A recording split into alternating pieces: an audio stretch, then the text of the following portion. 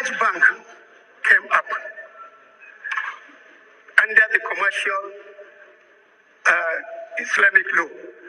In 2019, another bank came up under the commercial law. That means the Jaiz Bank, not the Taj Bank. The Jaiz Bank was in 2004. The Taj Bank came in 2019. Mr. Speaker, sir, if you look at the personal law, it only encompasses marriage, divorce, and the inheritance. Therefore, what I'm requiring is the removal of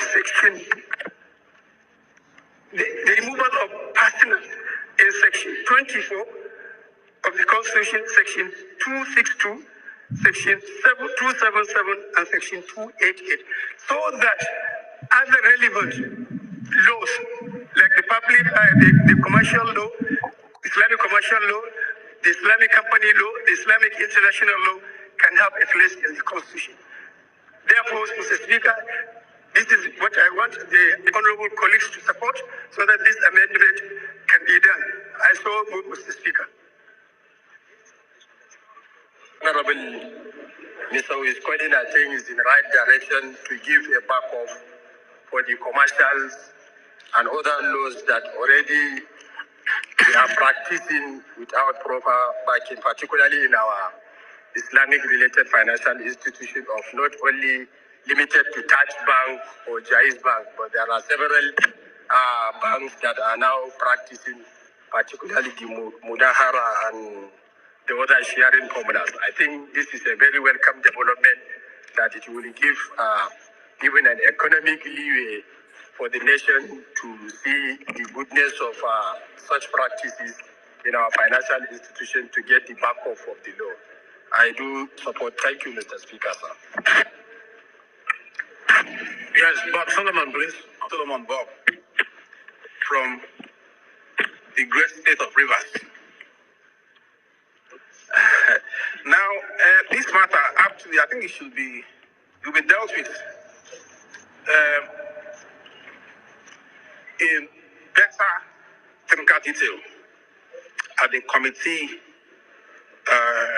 level for constitutional review, because there's so much to say about this kind of okay, I'm sorry. Yes, I was told you were not listening to me. I'm saying that this bill will be better dealt with, in broader technical detail at the level of committee for constitutional review. But straight up, the section is referring to, if it is removed, the word personal is removed, the implication immediately is that Islamic law will now have a general application with respect to criminal law across the country. The word personal there put for a purpose. So if you remove it, that's the implication. It will have great consequences. So we can look at the details of what you're trying to do, what you're trying to achieve, and advise at the committee level. With respect to the reference they made to Taj Bank and Jaiz Bank, their operations have not been in any way hindered. There are regulations dealing with those matters concerning banks, CBN Act, and all the rest of them. So those are matters that the banks can deal with. They don't have to incorporate, or attract or drag interest with respect to commercial ambitions to the Constitution. So essentially, Mr. Speaker, my point is, this bill should be referred to the committee on constitutional review, where we can sit down and then look at, it to a T in every way. Thank you. Thank you for making it brief. I'd like to go further constituency of Osun State. Mr. Speaker, I want to, with respect, differ from the mover of the bill on the need for us to amend the Nigerian Constitution in this particular instance. And I'm saying this, Mr. Speaker, because as students of history, we all know the issues surrounding the particular section in reference especially at the various constituent assemblies, leading to the 1979 Constitution, the 1989 Constitution that was not promulgated, and now the 1999 Constitution. Mr. Speaker, the drafters of the Nigerian Constitution are very conscious of the secularity of the Nigerian nation, and also very conscious of the sensitive nature of religion. And I remember the 1976 Constituent Assembly Legislative Constitution was very, very contentious on this matter until the then federal military government came in to stop further debate on this matter and took a decision that the application of Islamic laws will only be constrained to personal matters, which has to do with the administration of estate and some other issues. Mr. Speaker, we have to be very, very cautious of whatever we do to alter the Nigerian Constitution in a manner that will further widen the divide that we have as a country. And in any case, Mr. Speaker, like my previous colleague said, the matters which my colleague seek to address is already covered by existing laws. The Kama law, covers regulation on issue of finances and allows for application of Islamic principles of financial transaction. The same thing with the CBN Act, like you already said. And the moment we allow the Constitution to be altered to take care of all manner of interests, we will no longer be in the state where the sanctity of the Constitution is respected, and the intent of the drafters of the Nigerian Constitution via or as regards to the secular nature of the Nigerian nation might be threatened if we allow this to go on. Mr. Speaker, I sincerely think that this bill should not pass on for the second reading. For these reasons I've adduced. Thank you. Thank you. Abdul Hakim Kamilo Ado, representing Udilgarko Federal Constituency, Kano State. Mr. Speaker, I would like to make it brief to say that while being cautious, but we have to consider, and considering also the divisions we have in this country, we have to consider the ethics, the values, and the interest of the masses. Because we are here in this hollow chamber to represent the Nigerians, and also not to make a religion or a tribe or a community, not to constrain them from practicing something which is their way of life. We all know that Nigeria comprises of so many religions and also tribes and communities. But these religious matters, we consider it as a way of life, not just a mere religion. So considering the ethics and the values and the interest of the masses, not looking at the division or being cautious of what this will cost, Mr. Speaker, I think this bill is supposed to pass for the second reading. In my opinion, Mr. Speaker, we need to commend the Honorable Misau for coming up with this bill in order to unite and to create a room, free room or an interest for people that are practicing Islamic religion to practice their religion freely and to consider some way of life which comprises so many things. Talk less of the commercial that he talked about. There are so many things we need to consider in order to encompass it under this bill. If at all we are considering this bill to be passed via the committee, then, Mr. Speaker, as you said earlier, that we are here as parliamentarians in order to pass bills, and it doesn't have to go through the committee. So we can pass it, and then later on the committee can consider what they can do about the bill. But we are here to debate it, and we are debating it. So let us go on with the debate, and later on consider what we can go with in this hollow chamber. Thank you, Mr. Speaker. Thank you very much, Speaker. My name is Honorable Isa Muhammad Anka, representing Anka Talata Mafra constituency. I'm from Zamfara State. My able speaker, our honorable colleagues, I wouldn't want to dwell on issues already spoke by the last speaker. In other words, he has spoken my mind. But the other speaker, the last but one, talked about karma. Karma is already embedded in the Constitution. Therefore, it takes care of other commercial laws. And I think we need to understand the subject matter of this bill. The bill is calling for description of Islamic law. In other words, the bill is seeking the House to define, because of the existing situations now, looking at the issue of, like he rightly called, other commercial laws that have not been embedded, that have not been taken care into the Constitution. I think it's a straightforward bill. He is not calling the fact that, he's not calling for expanding the existing Sharia law, but rather to define it in order to encompass all those, existing situations that have just come. That is my contribution, sir.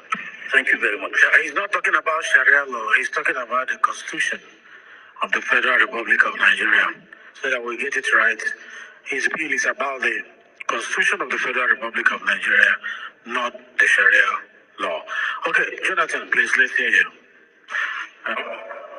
My name is Honorable Said Musa Abdullahi.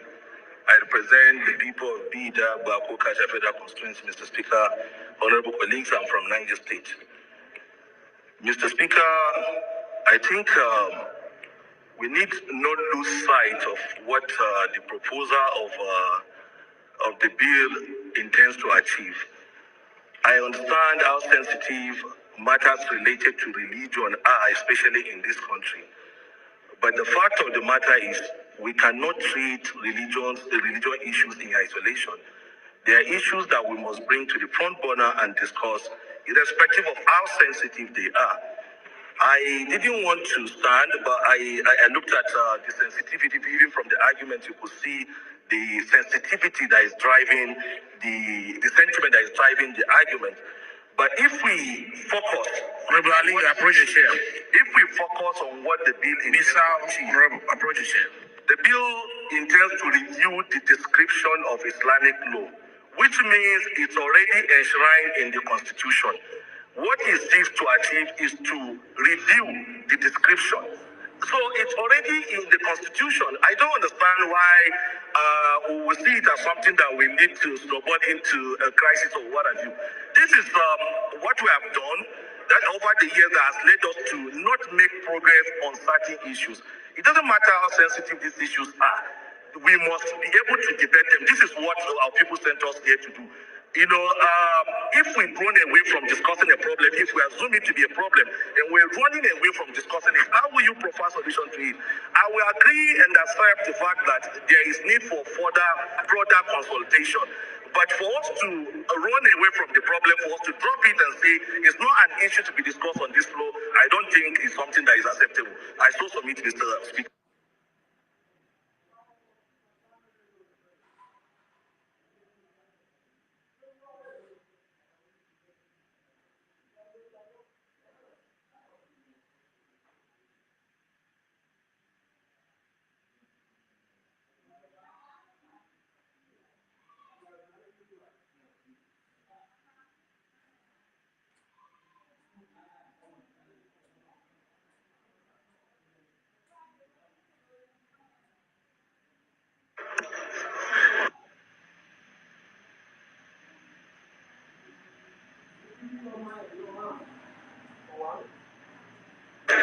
My name is Honorable Brgie. I represent the good people of Yagba Federal Constituency. I'm from Kogi State. Mine is an appeal because of the mood in the house now. that this bill be stepped down for when we have all our leaders seated, so that they can also contribute to the debate.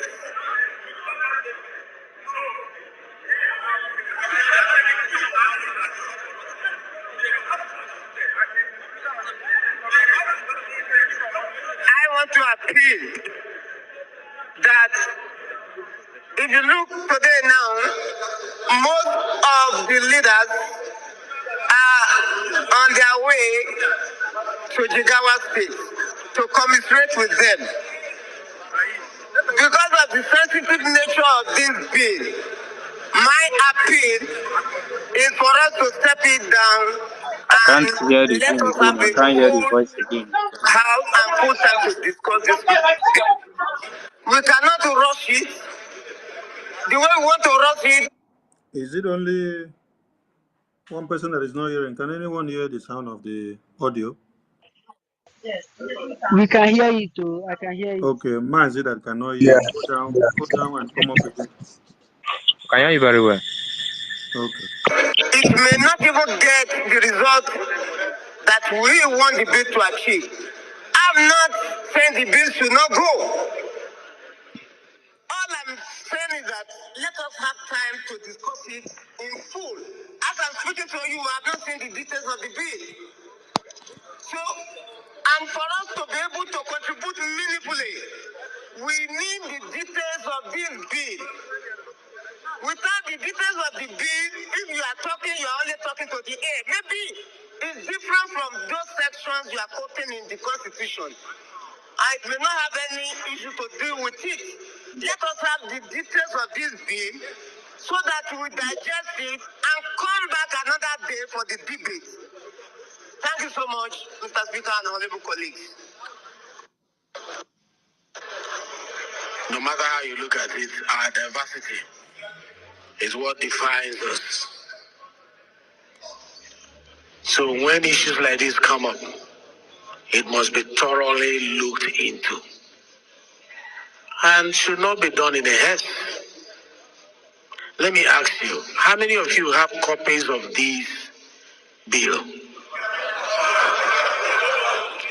If you have, I would like to know the percentage of people who have copies of this bill. And you can, if I ask you about one or two paragraphs, you read it for me.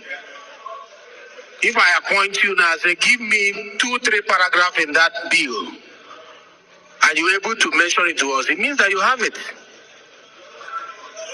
Let me ask you, if you know you don't have a copy, raise your hand. And it is the rule of this house that you must have a copy so that you debate from that copy. If you say you have a copy, I'll call you now and I'll ask you questions on some of the paragraphs and the sections it's referring to. You will not be able to answer it. And this issue is an issue that we need to thoroughly analyze. Please, order, please.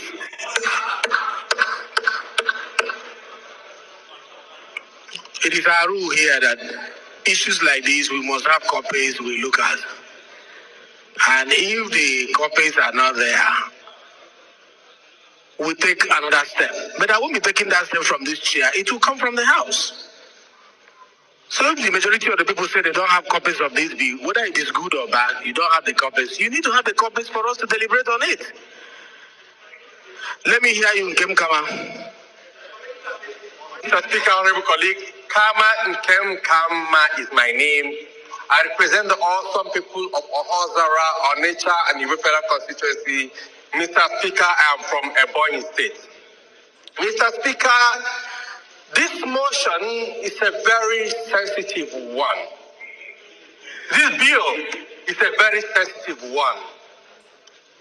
And before this bill can be talked about here or debated, one, I believe that all of us here should have a copy of this bill to look at it and be able to go through it because of the sensitivity of this particular bill, sir. Mr. Speaker, I don't envy you today, but one thing I'm very sure, I hereby move that this bill... Please, somebody has the floor. Allow him to finish. Then we'll recognize him. I have the position of the Speaker. I hereby move that this bill be stepped down today and let it be shared for all of us to have a look at before further action can be taken on this bill. I so move, Mr. Speaker. Mr. Speaker, I represent Andoni Opobo Nkoro Federal Constituency. I am a Rivers man. Mr. Speaker, my very distinguished colleagues, recall that just yesterday, I had a bill to alter a section of the Nigerian Constitution as well. And concerns were raised that portion was well crafted in the interest of the peace and unity of this country. That amendment should be stepped down. It took just the Speaker presiding yesterday to step down that bill. One common interest for the peace, unity of this country. This is similar to what we did yesterday, Mr. Speaker. Therefore, for that same singular purpose of the unity of this country, the peace and stability of all of us, I second this motion, since it has gotten to this point, that this bill be stepped down for this moment so that we can do elaborate engagement and get back to it. Thank you, Mr. Speaker. Thank you. Point of order, You throw the question open to the House. So we'll vote now. Point of order, sir. Please, you don't order when the Speaker is speaking. You don't order him. You can only order when others are speaking. Point of order. So when what we do... Point of order, you should take it. Mr. Speaker, point of order. You shouldn't ignore us. Please. Please. Can you hear Mr. Speaker first, please? Now, the motion here is that it be stepped down. You can say no. If the vote say no, don't step it down. Mr. Speaker has no right to step it down. But the motion has been moved and seconded. If we say our laws are very clear, down, Mr. Speaker. When there is a point of order, who is speaking? Please. I'm not. No. Mouse, please sit down, please. Sit down. When we vote and the vote says no, we don't step it down, we vote on the main issue raised by the bill. After all, it's a constitutional matter. He can also go to. Manu, don't be unruly, please. No, I'm not being unruly. We can also vote on it, and it will go to constitutional review. You understand? And then if it goes to constitutional review, we go public hearing. So there are so many ways to solve this problem. Let's not leave our procedure. Okay? So let me ask the question. Those in support that it be stepped down, say aye. Aye. Those against, say nay. How do we measure the decibel? Let me ask again. Those in support that it be stepped down, say aye. Aye. Those against, say nay. The nays have it. That this be read the second time. Say aye. Those against, say nay. Nay! This one is clear. The nays have it.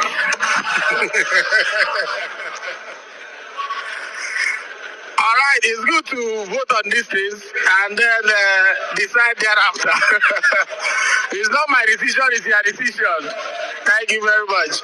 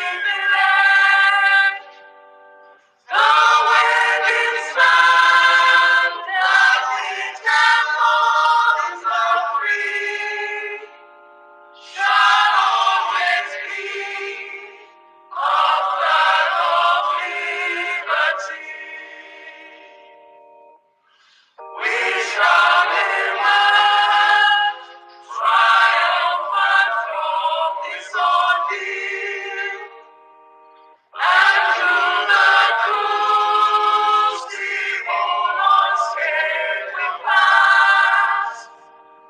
When we are void, the wounds of ashes to heal, we shall remember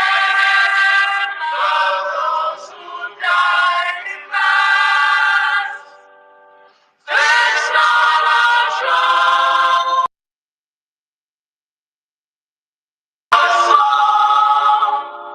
of victory be scored on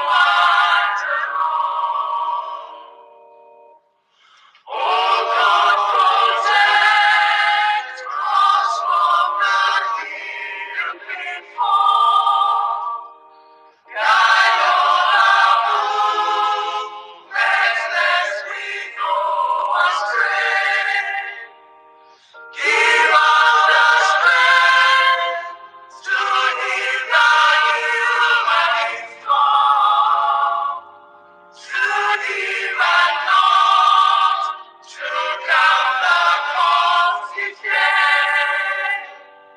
Let those who rule to stop with resoluteness, to make this kind a land of righteousness.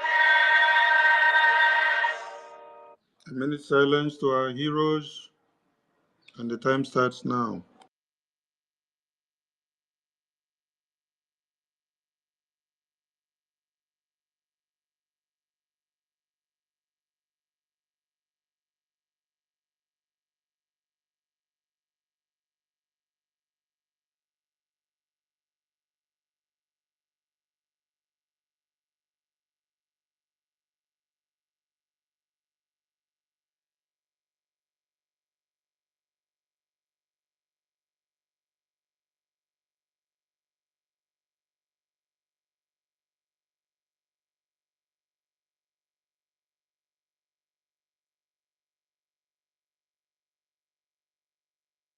We mourn our heroes past, and we celebrate our heroes past and heroes living, fighting to see that Biafra is restored and motherland is defended. As we continue to fight on, the spirit of those that have passed on will continue to embolden those standing their ground to restore Biafra and defend it. Ise, Ise, Ise, the BDF anthem in honor of our heroes.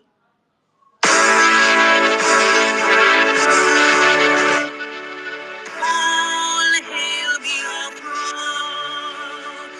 land of the rising sun. We love and cherish. We have vanquished our enemies. All hail Biafra. God bless Biafra. In Him we trust. Shout it, sing it. All hail Biafra.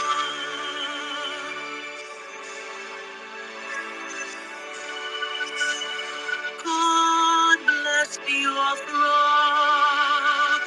We have emerged triumphant from all our foes. To the crucible unscathed, we passed victorious. Our trumpets pealing, the glorious song, play it, sing it, all hail Biafra.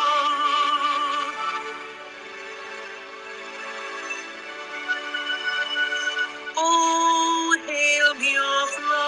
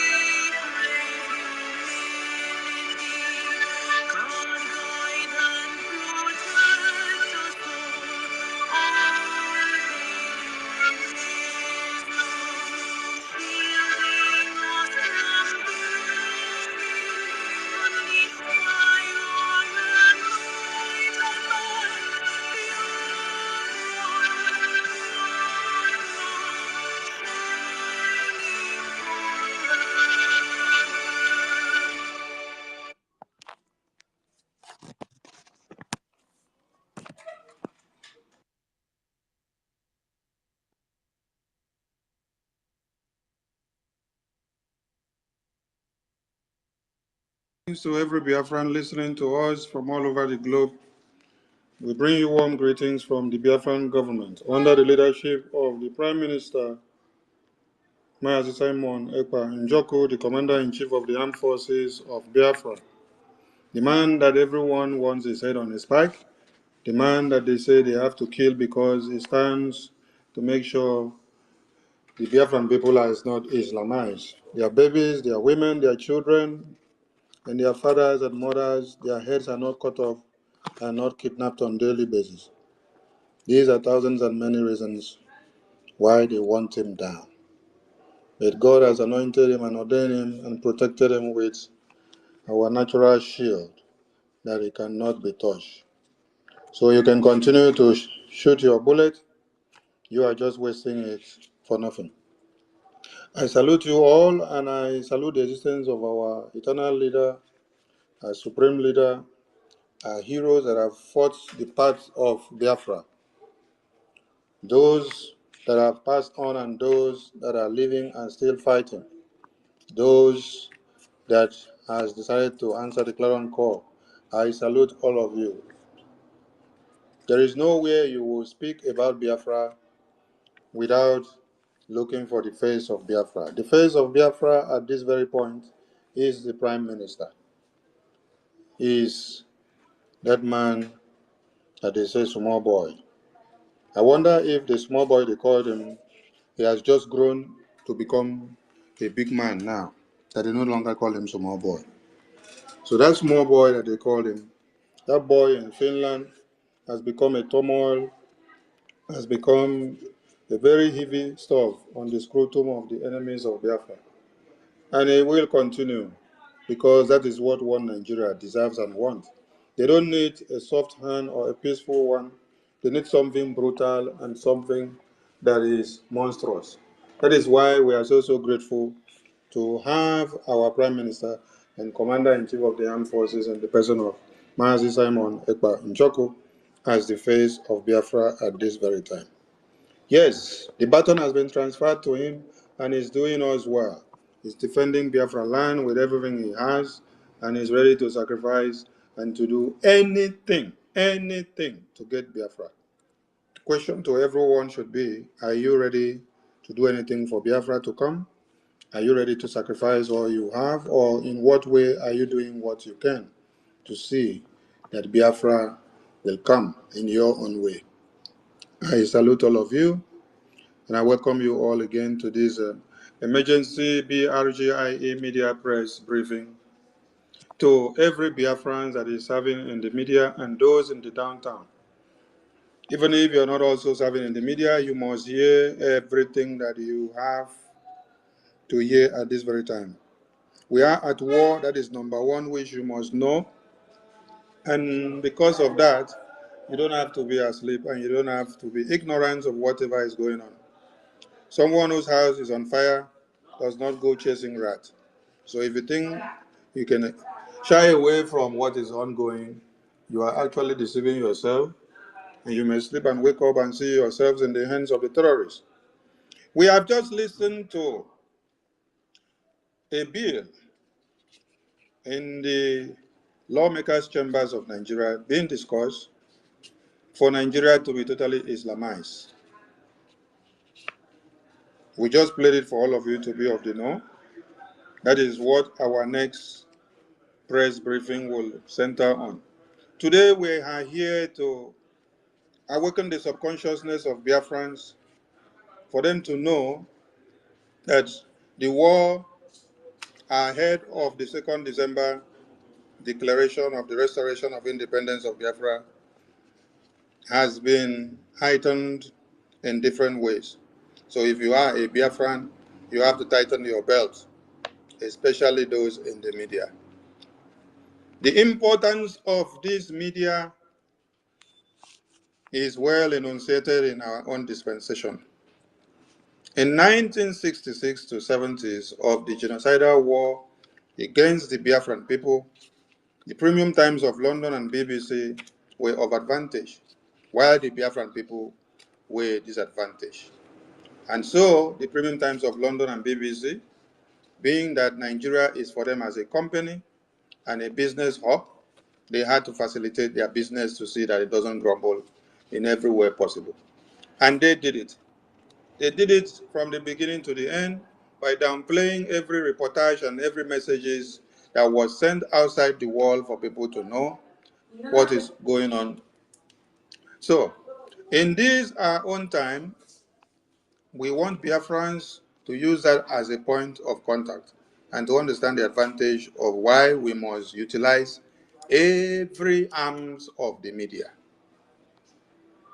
Okokondem was preaching and many others were speaking.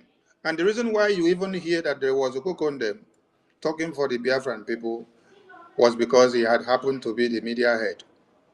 So that means there were other Biafran people that were also talking to help for the news or the message to go out. But when you go now and be checking libraries in UK and America, in Deutschland, and in other places in the world, you will see archives of Biafra. You will see books written and spoken of the Biafran genocidal war. But the mainstream media, as at then, downplayed everything that had to do with the Biafran cause. That is why many of you don't even know that EFL, a French oil and gas company, was also utilizing the opportunity of our genocide to enhance their wealth in oil and gas, same way that Shell was using their own directly to supply the weapons in exchange of the oil and gas extracted from our lands. So these two companies, Shell and EFL of French, they were doing themselves a good lot of business on the blood of our children, women, babies, and men. Today, we are in the era where we have the media in our fingertips. I implore all Biafrans that you will be seeing more propaganda ahead of 2nd December 2024, because the enemies you fight have seen that you have garnered more audience in weeks and in months. The works of the Prime Minister and his government has really paid off through the lobbying firms and every international bodies that we have engaged. And when you check very well, you will see that within 22 hours, the Prime Minister replying to Ngozi Akonjo-Iweala of WTO Director, the post has grown up to 1.9 million. As we speak now, it should be up to 2 million views, 2 million reach. In Ngozi Iweala's lifetime, even after she had become a famous director of WTO, none of her posts has reached 1.2 million in 8 hours. But this happened because of what the Biafran Prime Minister has done so far, taking the Biafran global outreach to where we have never seen before. And wherever he goes, the notion is that this is the first time for them to hear of such in this kind of manner, the way they have come. So that means the people that have been collecting money from Biafrans for over 15 years, they have been doing nothing. They deceived our Onyendu, and they will be singing, "Holy, holy, holy. Nnamdi Kanu is our another savior." Yet they go back to sabotage and destroy every effort that is bringing on the table. Let it be clear that our supreme leader, Mazi Nnamdi Kanu, the leader of the indigenous people of Biafra, who remains forever as the leader, has finished his job on this Biafran mandate. Yes, he finished and laid that blueprint for all Biafrans to follow. The day he said we should start praying 150 days ahead, because things that will come to happen are things that we need to use our brains to put in gear to be able to determine what to do. He did not finish there. He went ahead to encourage and called on those who were ordained in their mother's womb to suffice for the Biafra restoration that it is time. It wasn't too late, and it wasn't too long. After his clarion call to the Biafrans who were born to be who they are supposed to be, that the Prime Minister took over the mantle of power. That is why everything you see happening now is happening because it was ordained.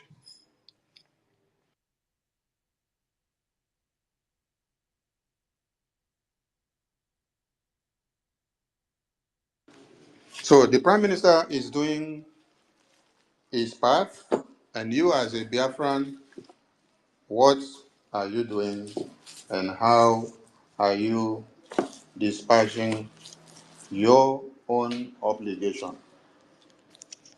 More propaganda are coming. That is what we want the Biafran media to understand and for everyone to stand up to what is coming. It is Biafra first before any other thing follows.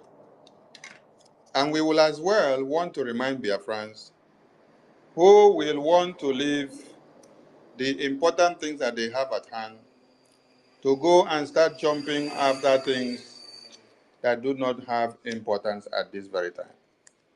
We want you all to remember that Obi was brought for us for a reason.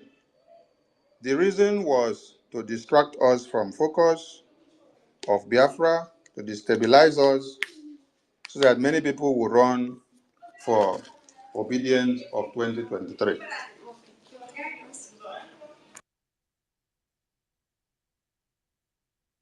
And many people fell by the wayside by abandoning the Biafran restoration.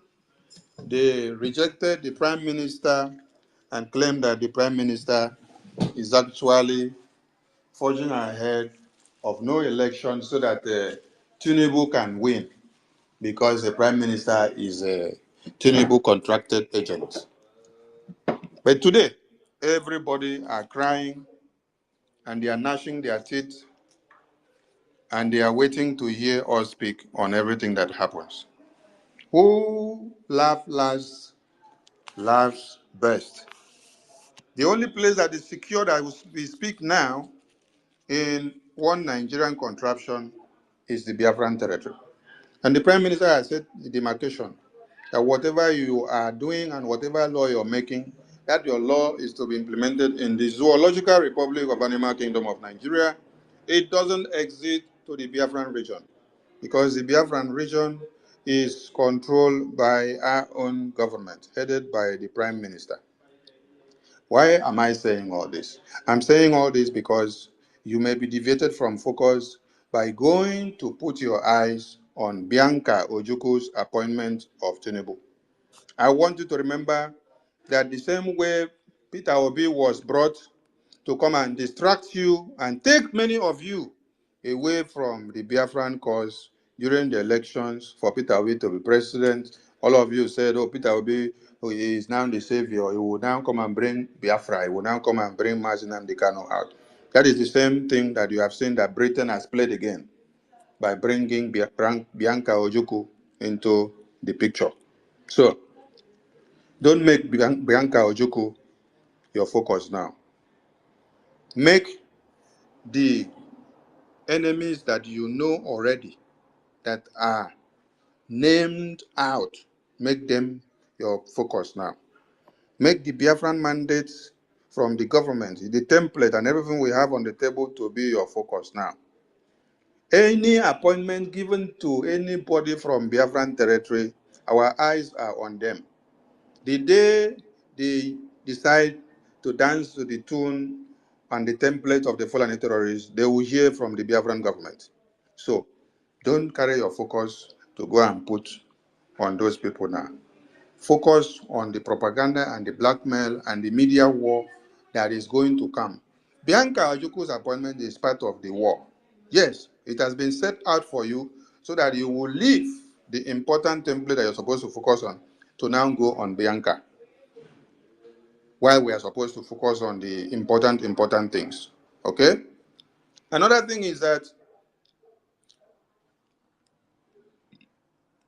the recruited IRAT that will scatter all over the media is not something that they are just going to come out like that. No, they are all recruited. It is well planned. We want the entire media to be of the know. The Prime Minister had said this before, that you should expect to see more media propaganda and blackmails against the Biafran government. And so, more are going to come. So, I will advise the media, when you see that they host a program or a space that is against the Biafran government and what we are doing, do not go into their platform to go and start to debunk them. You will not get it. Let me ask you a simple question. If we are here as Biafran media, and our narrative is that Biafra must come, the template of the Prime Minister and the government, then somebody comes in and starts telling us that we are terrorists, what are we going to do? We are going to knock the person out, right? We will not give audience to the person. Because even if you educate him, he will not listen because the person has a different mandate that is coming to deliver. So it is the same way that you will go to their spaces that they will not give you the opportunity to talk. You will only stand there and be making the number to increase and listening for nothing. What you rather do is that you open up a counter program topic. Yes, to counter what they are saying in that very program against the Biafran government. Here, every Biafran now will gather in this one particular media space. There is no point of going to open multiple spaces. No, at the same time, everybody come and gather here in this one place. And then we will send the bullet back to those that have been recruited to come for the media war. We have to use a calculated tactics to be able to win and to forge ahead on what is coming. Yes, we want you all to be of the know that more and more of these are going to come. The propaganda is not only going to come out in the media, they will be sharing these messages to the people in the communities. They will be sharing it in the marketplaces. They will be sharing it everywhere on WhatsApp and wherever they can. But I can assure you that we will win them all.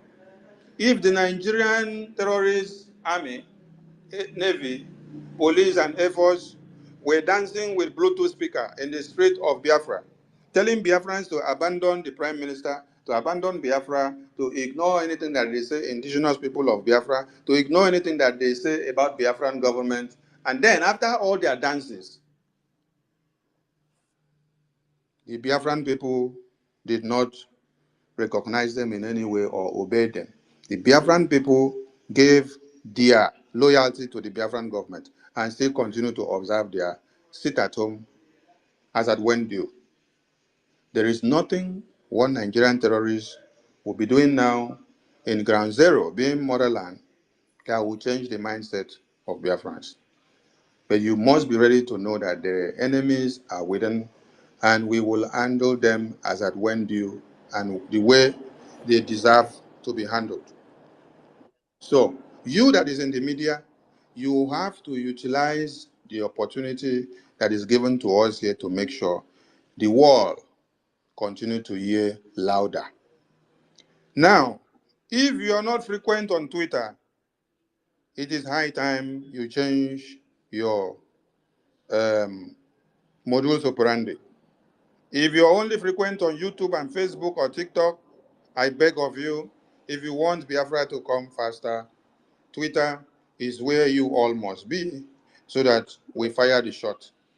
Twitter is where we handle the obloquers of all the international community criminals and leaders. Take, for example, that the propaganda and blackmail post that was made against Nkosi Konji-Iweala has actually played a positive result to the Biafran people. If you are in YouTube and Facebook and TikTok, will Nkosi answer you or hear what you're doing? Even if you tag her, she will not give. But on Twitter is where you meet President of America, you meet President of Russia, You meet president of all countries, prime ministers, and every heads of the companies and directors of industries and whatever you can call. Everybody understands the potency of a WTO director's office, which is the Ngozi that we are talking about, our own. But she had ignored everything that has to do with Biafra, right from when you are massacred on a daily basis and what have you. But if you bring anything that has to do to Nigeria, she will endorse it with one hand.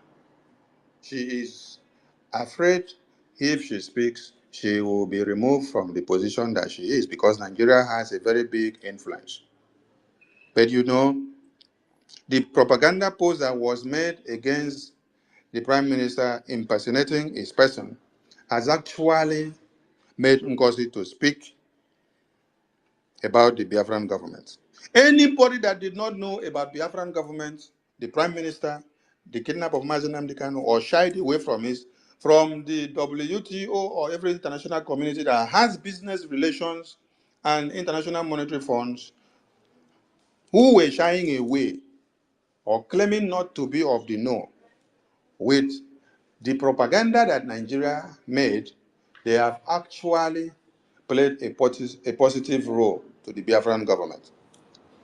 And now, I can see many of their agents crying and saying, "Oh, Ngozi, you have actually given Simon Ekpa Egberima the attention he needed." Yes, you guys started it, but you did not know that it will work out positive for us. So please, we are looking for more of it, and the media are fully ready. We even want to see another propaganda Photoshop that you guys will make where the Prime Minister is shaking hands with Ngozi Iweala. We want to see that one. We also want to see the one that he will be shaking hands with the United Nations Secretary.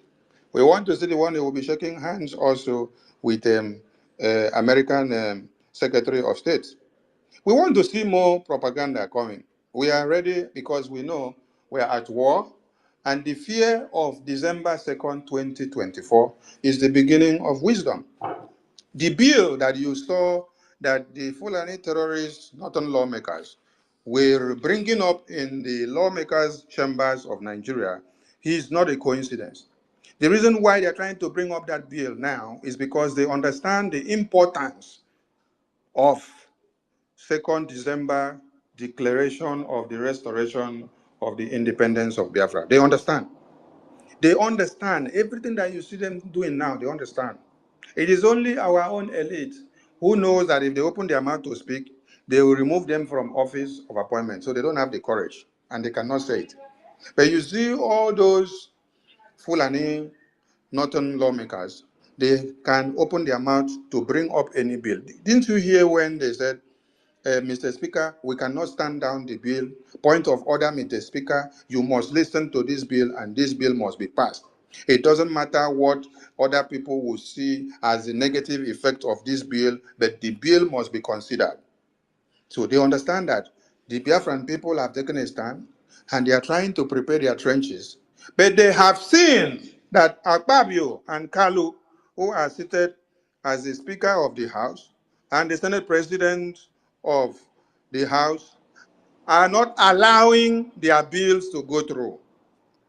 Everybody should remember that these two people I've made mention of, they are sitting in top political positions in Nigeria. And very soon, they will be impeached. Why? They will be impeached because they are Biafrans. Yes, seated there. They are not doing us good, but let them be there for the meantime. When it is time, they will come back. Because when we declare Biafra, all of them will come to answer their mother's name. But you see, the reason why they will be impeached in no little time is because of the fact that they are not allowing the bill of the Northern Islamic Sharia agenda to pass through the lawmakers' chambers. You can see what Kalu did. Even when Kalu counted that the people that said nay surpassed the people that said hi, he gave it to the high. You see? So Kalu himself is also afraid of what is going to happen, and the reason why these people should bring up Islamic law implementation to the entire one Nigeria, where they said they are all secular states.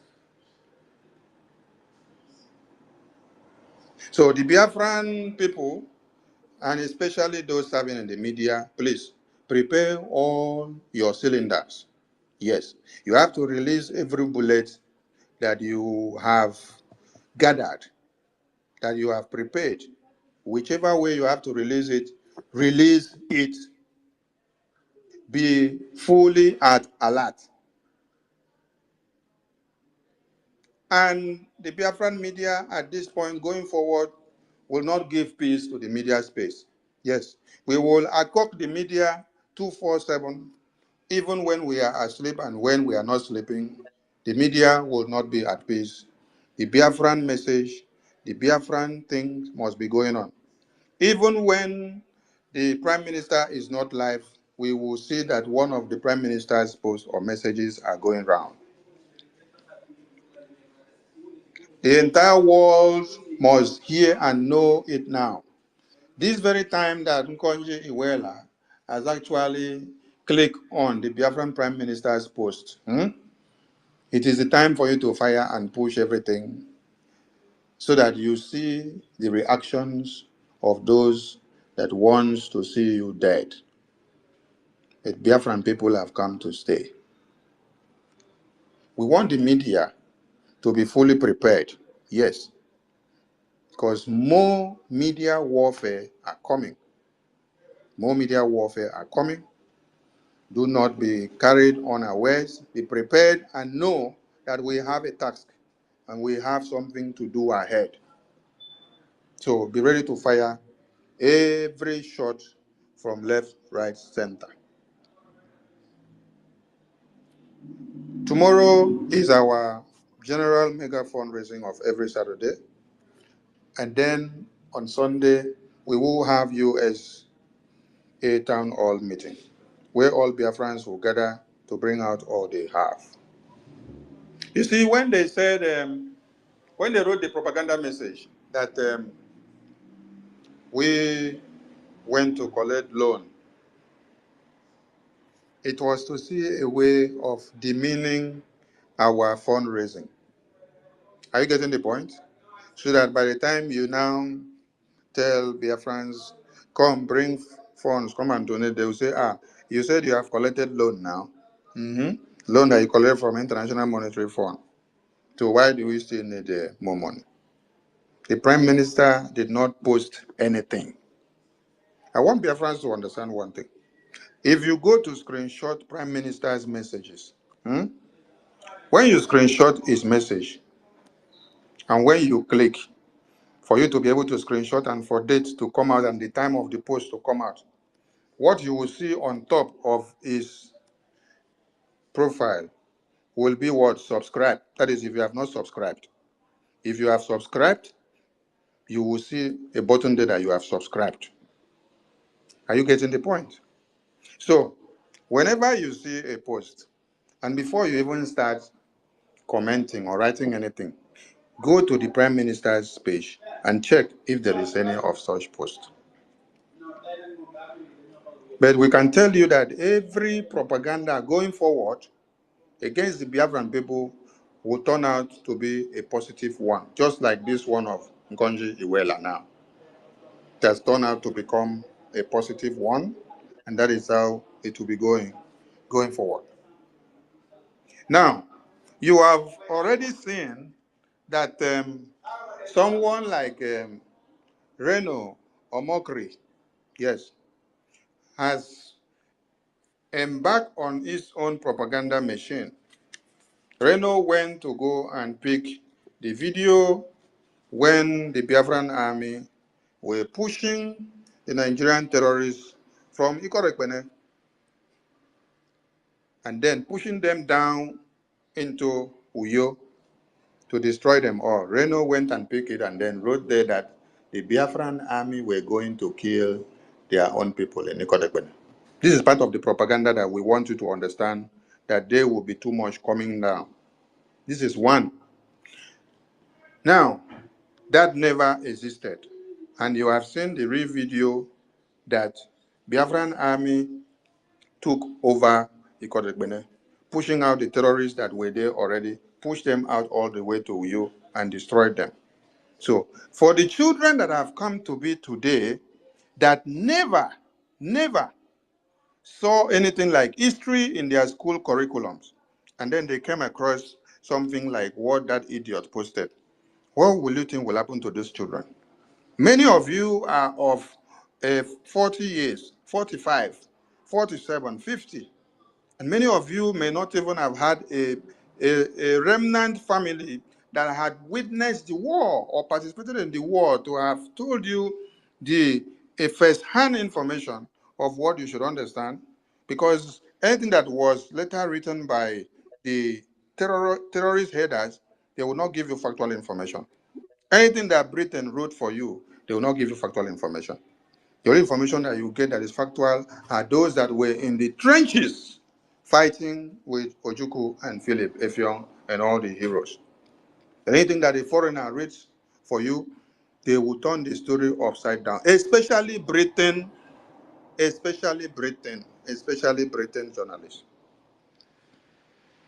So for those that they have removed history from their school curriculum, where they now replace that with the ideology that Igbo man is the man that wants to destroy Nigeria, that has been walking to Nigeria from time immemorial. Instead of them letting you to understand that Othman Dan Fodio has raised an empire and took over the Oyo Empire and then took over the Hausas, and now he's trying to come and take over the present Yoruba, also to come down to Biafra land. And today, in our own time, they were in the Senate.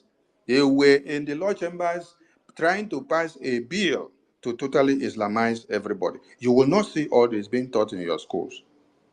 So every Biafran should be of the know and ready to face more media propagandas and blackmails that will be coming. More and more will be coming. So what you need to do is to stand fast and stand tall.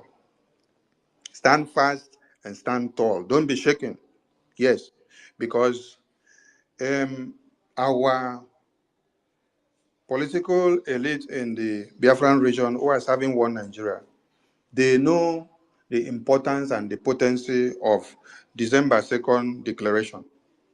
But they don't have the boldness to come out, because they know when they come out, they will crash their pocket. That is what they are afraid of. But they all need Biafra. So when you now see that the Fulani terrorist lawmakers in the Senate are the one bringing a bill to now totally Islamize the entire Nigeria, and they are unable to speak, you should understand what it means. They cannot stand up there to also speak that Biafra should be.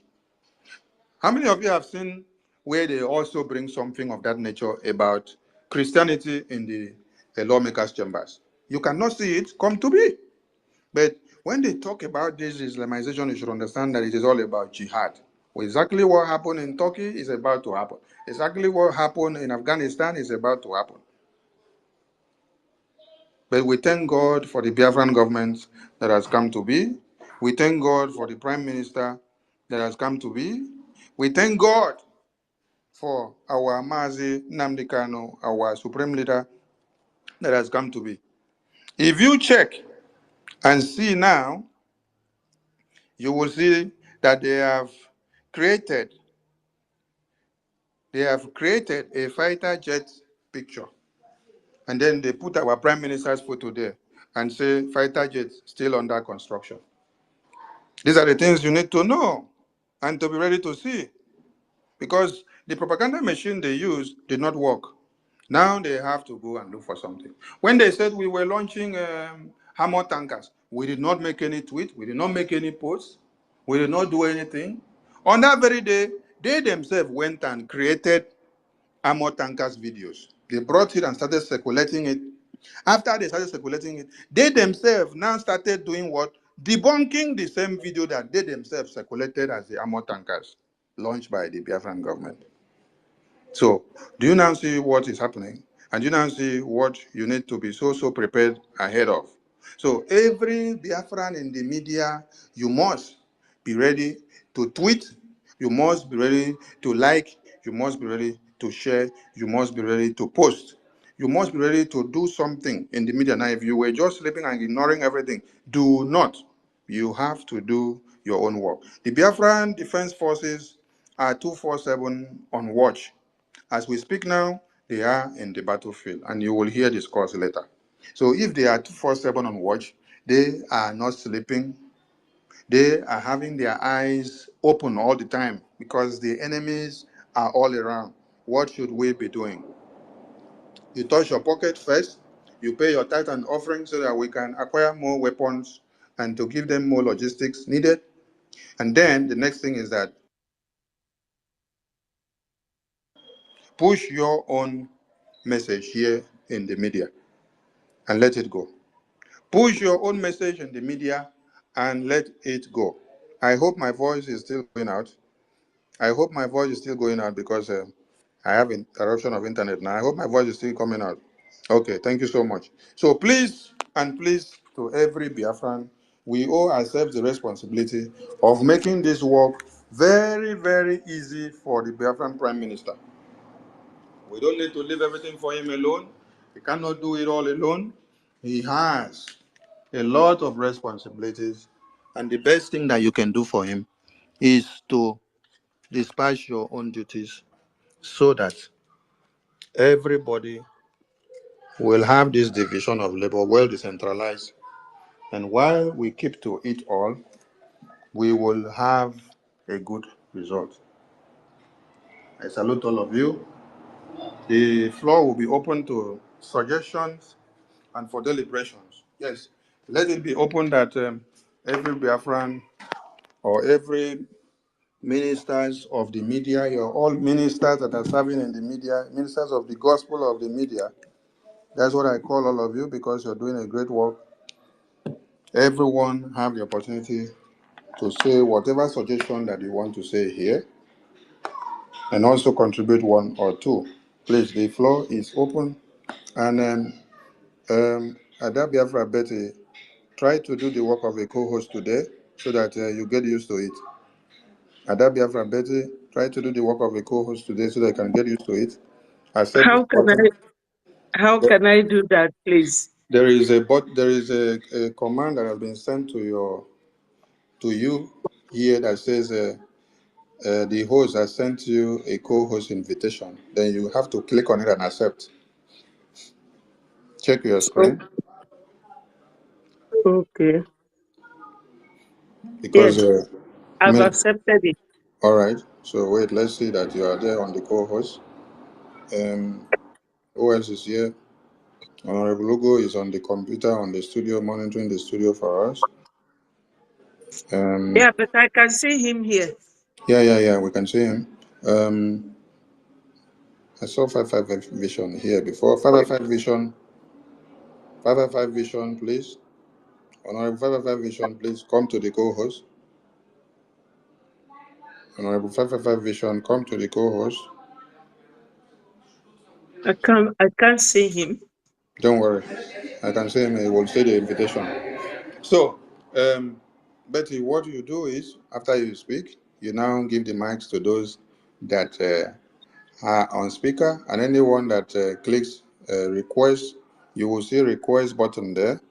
When you click on that request, you will now accept the people that are on request. They'll be able to pick the mic, and then they'll be able to speak. When you call them, they will now pick the mic. That is how the co-hosting work is being done. So it's good you start it now so that you get used to it. All right. Okay. So I give the mic to you. You give us your speech. Then we go to the next speaker. Please, anyone that wants to speak, prioritize your time by raising your hand. You tap on this love button. When you tap on the love button on the screen, on your screen, you will see the option of hand raising. Then you tap on it, you raise your hand. So you'll be given the mic as soon as the next speaker finishes. So I will bet you over to you, please. Thank you so much. Wonderful Biafrans, lovers of freedom. I greet all of you. My special greeting to our Supreme Leader, Mazi Nnamdi Kanu, and to our current leader, Obatobie, our Prime Minister, Mazi Simon Ekpa, and all the media teams. I also extend my greetings to the finance minister who has been doing a lot of work. My wonderful Biafrans, the minister has said it all. You know, in everything you are doing in life, do not expect everybody to like you or like what you are doing. But whatever they feel about you does not matter. What matters is your determination, your focus on what you are doing, and you will definitely achieve it. You know, most of the time, we Africans, we are so addicted to prayer, but nobody will tell anybody here that you have ever seen God coming to do anything for you. So it is still our duty as human beings, after praying, to carry on with whatever we have prayed for, and you will see it coming true. Onyendu Mazi Nnamdi Kanu, so many of us followed him because they want Biafra, genuinely. But some followed him because of what they can get. You know, when all these propagandists are doing whatever they are doing, you begin to imagine, why were they with Onyendu? What were they clamoring for?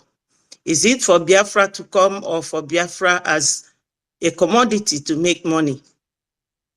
And you have seen that it is only those who are inside, an insider dealing, that let the cat out of the bag, and they knew where to grab Onyendu in Kenya. And they were paid heavily. So they are still doing part of the same job that they were paid for.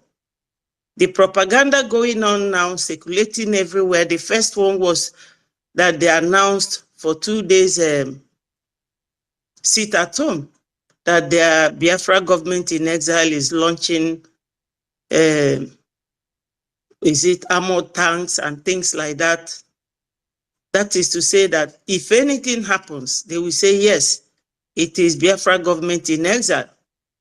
But our prime minister beat that one by coming to this space to debunk it and to tell people not to sit at home.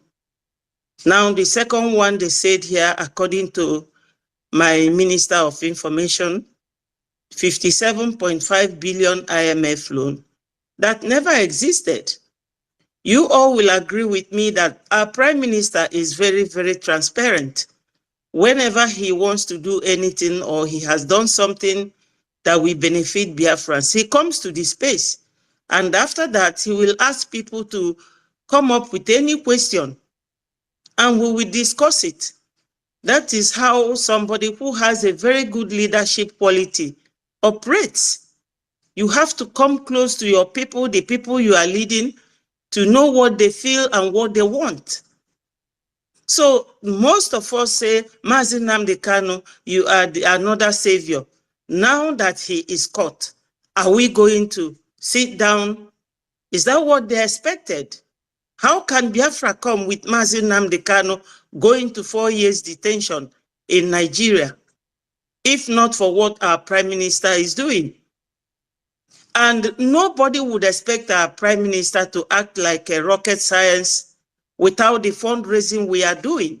So this very propaganda now that woke Mrs. Okonjo-Iweala, who is married to an Umuahia man, and our our leader, Mazi Nnamdi Kanu, is from Umuahia, the same town, with her husband. And she is also a Biafran. She is from Asaba. She cannot easily forget the massacre of 1969 in Asaba. So why is she denying? I know that this whole fake IMF loan is part of the propaganda, but the way she's denying it, to me, is like when Peter denied our Lord Jesus Christ 3 times before the cock crows.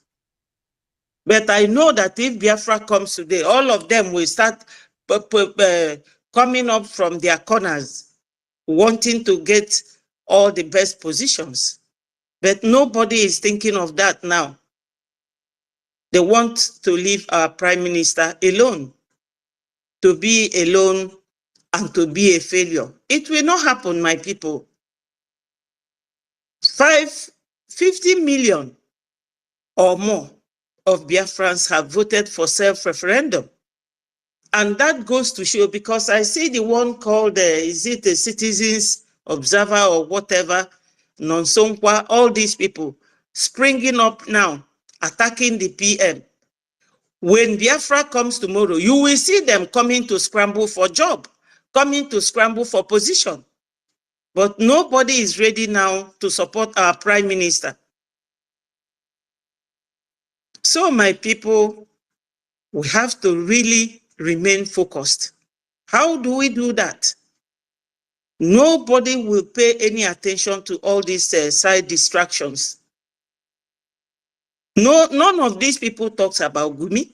They will tell you, oh, Simon Ekpa is causing insecurity in Biafra land.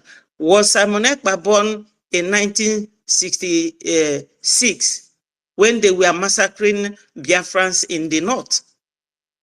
Was Simon Ekpa born in 1929. 1956. During the Aba Women Yeah, Riot. during Aba Women Riot in 1956.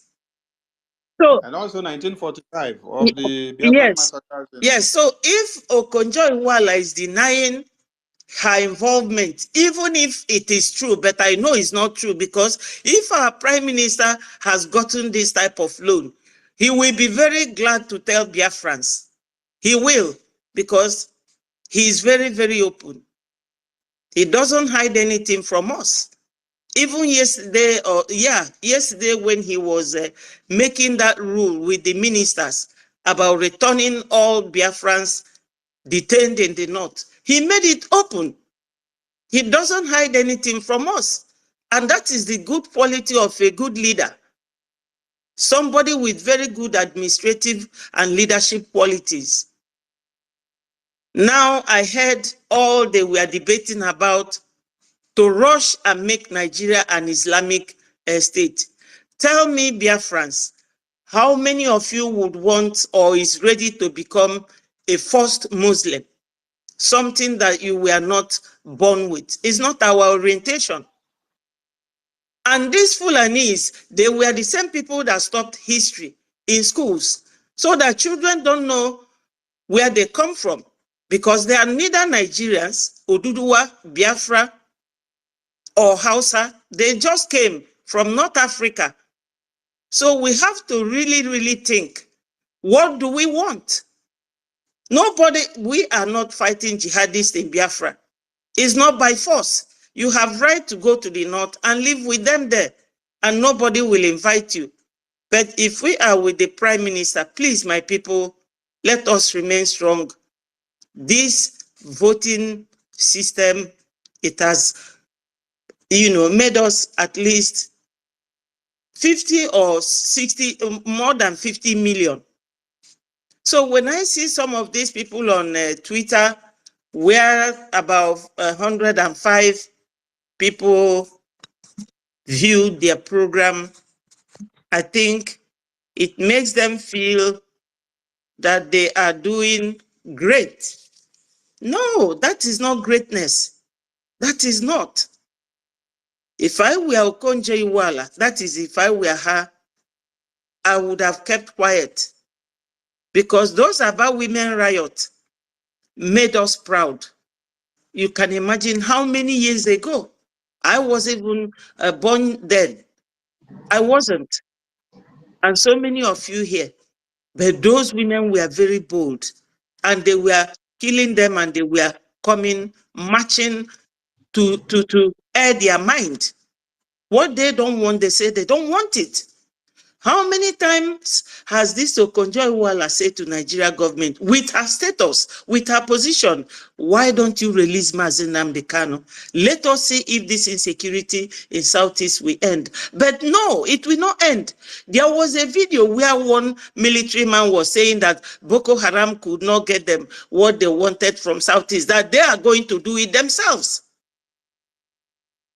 I've never seen all these people talk about Gumi or Shetima, who formed Boko Haram with Buhari, or Pantami, or Garba.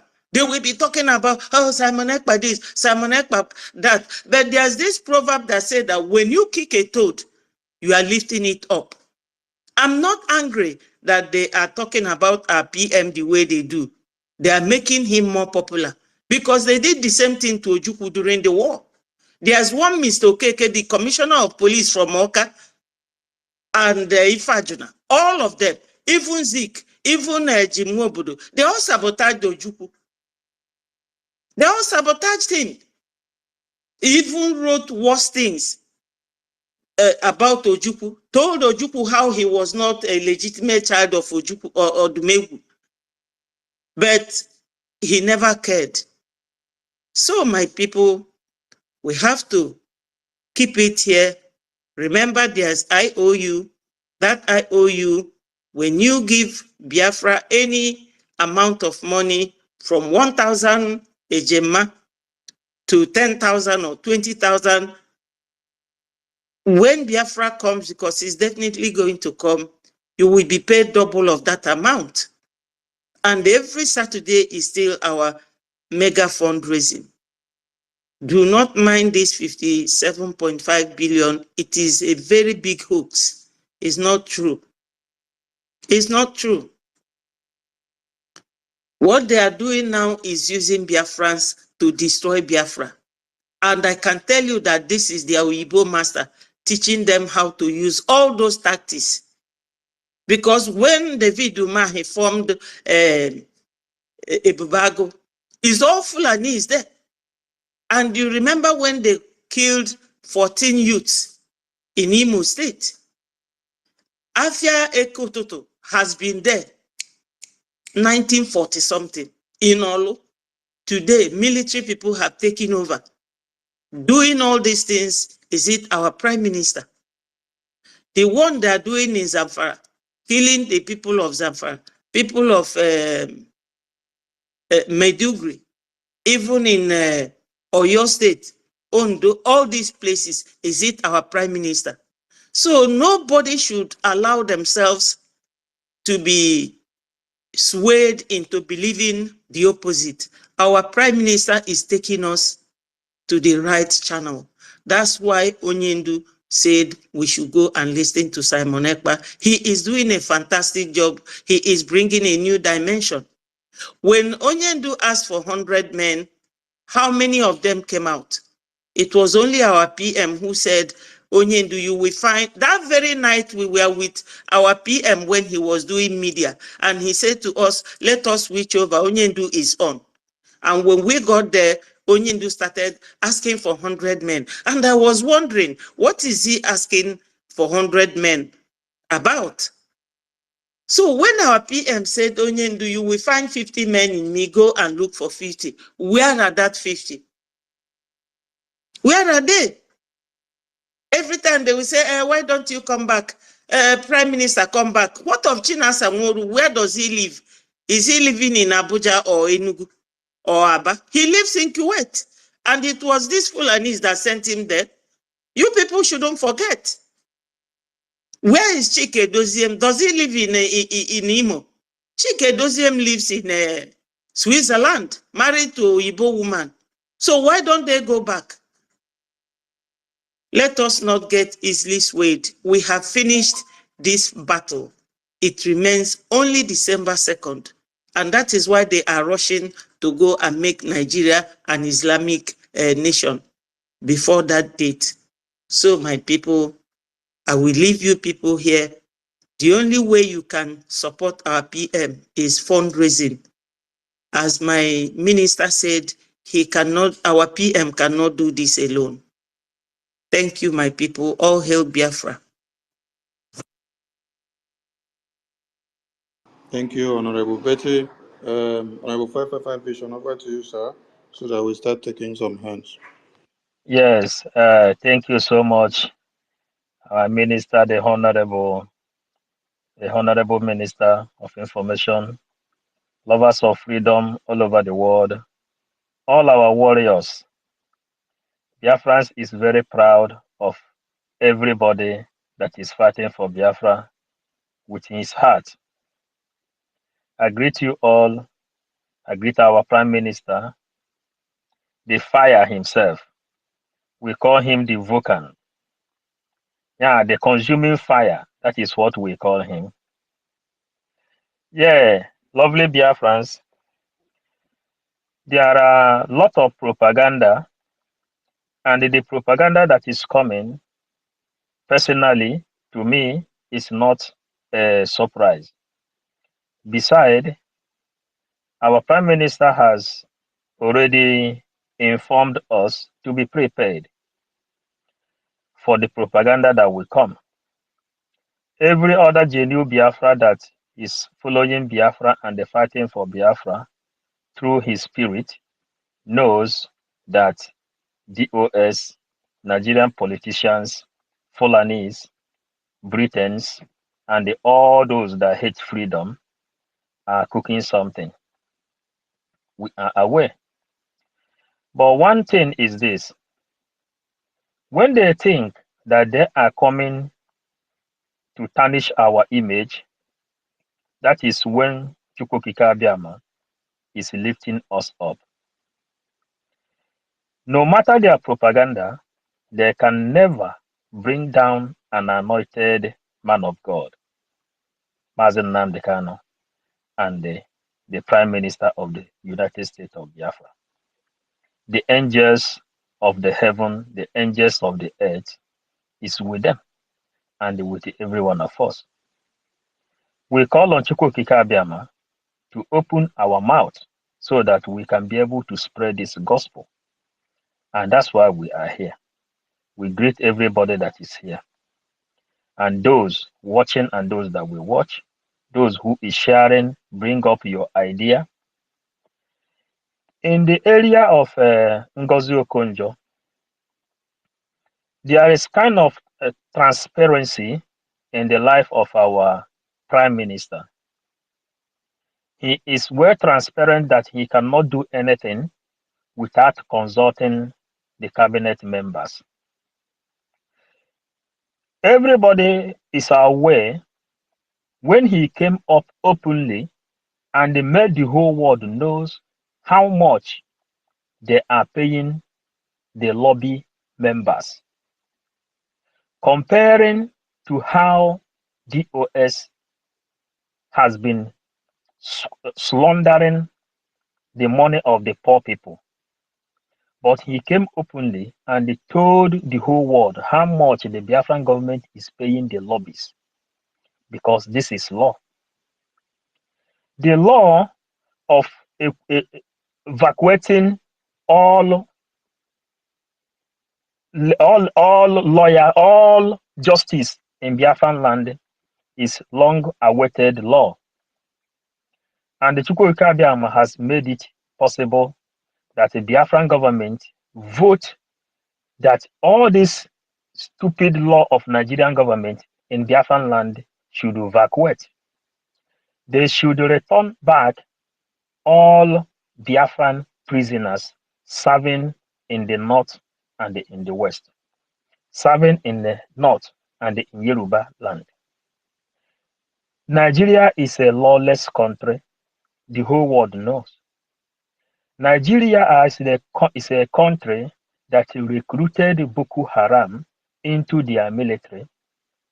Today, as we are watching, they are passing the law of Sharia in order for them to take over Nigeria through Sharia. But they don't know how prepared we are. What happened in Turkey is a primary example to what Chukwukika Abiyama revealed to us. Initially, Turkey was the first place where cathedral is being built. Turkey was a Christian country for the first time. But today, all of them are Muslim. Only 0.1% you can find as a Christian in order for them to preserve history.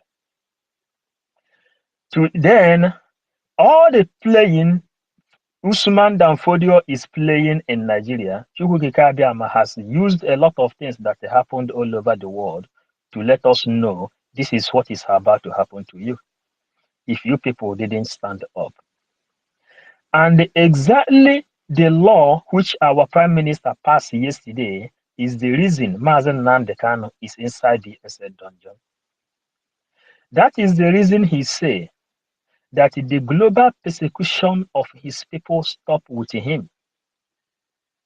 That is the reason our Prime Minister is having sleepless night every day. That is the reason every one of us in this place, we are having sleepless night. We deprive ourselves different kind of pleasure in order for us to deliver this message. We know what it takes to get freedom. Freedom is not easy to get. That's why they said freedom is taken but not given. Under their propaganda, we are waiting for them. Any kind of propaganda they are going to bring will be in the favor of this Biafran movement, of this Biafran liberation. They said Peter Obi planned up all his attack on how to immortalize Gowon in order for him to bring Biafran government down. Today, Peter Obi is crying because the power you possess on Twitter, the power you possess in TikTok, the power you possess in Facebook, the power you possess in YouTube, the power you possess in all media is the thing bearing us witness today. So today, we are the people that is setting the record on the kind of news Nigerian newspaper have to carry, Nigerian media has to carry.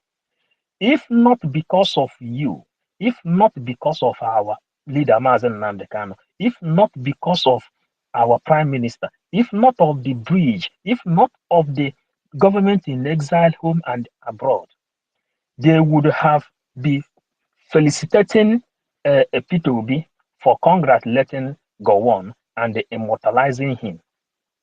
Someone who killed his own brothers and sisters, raped his mother and his sisters, tear their body in pieces, and caused the children kwashiorkor. Many of them died out of starvation.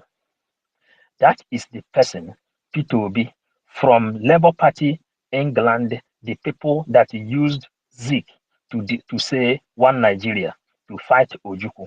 That is the area Peter Obi went back and endorsed Labour Party of England to come to destroy the agenda of our movement.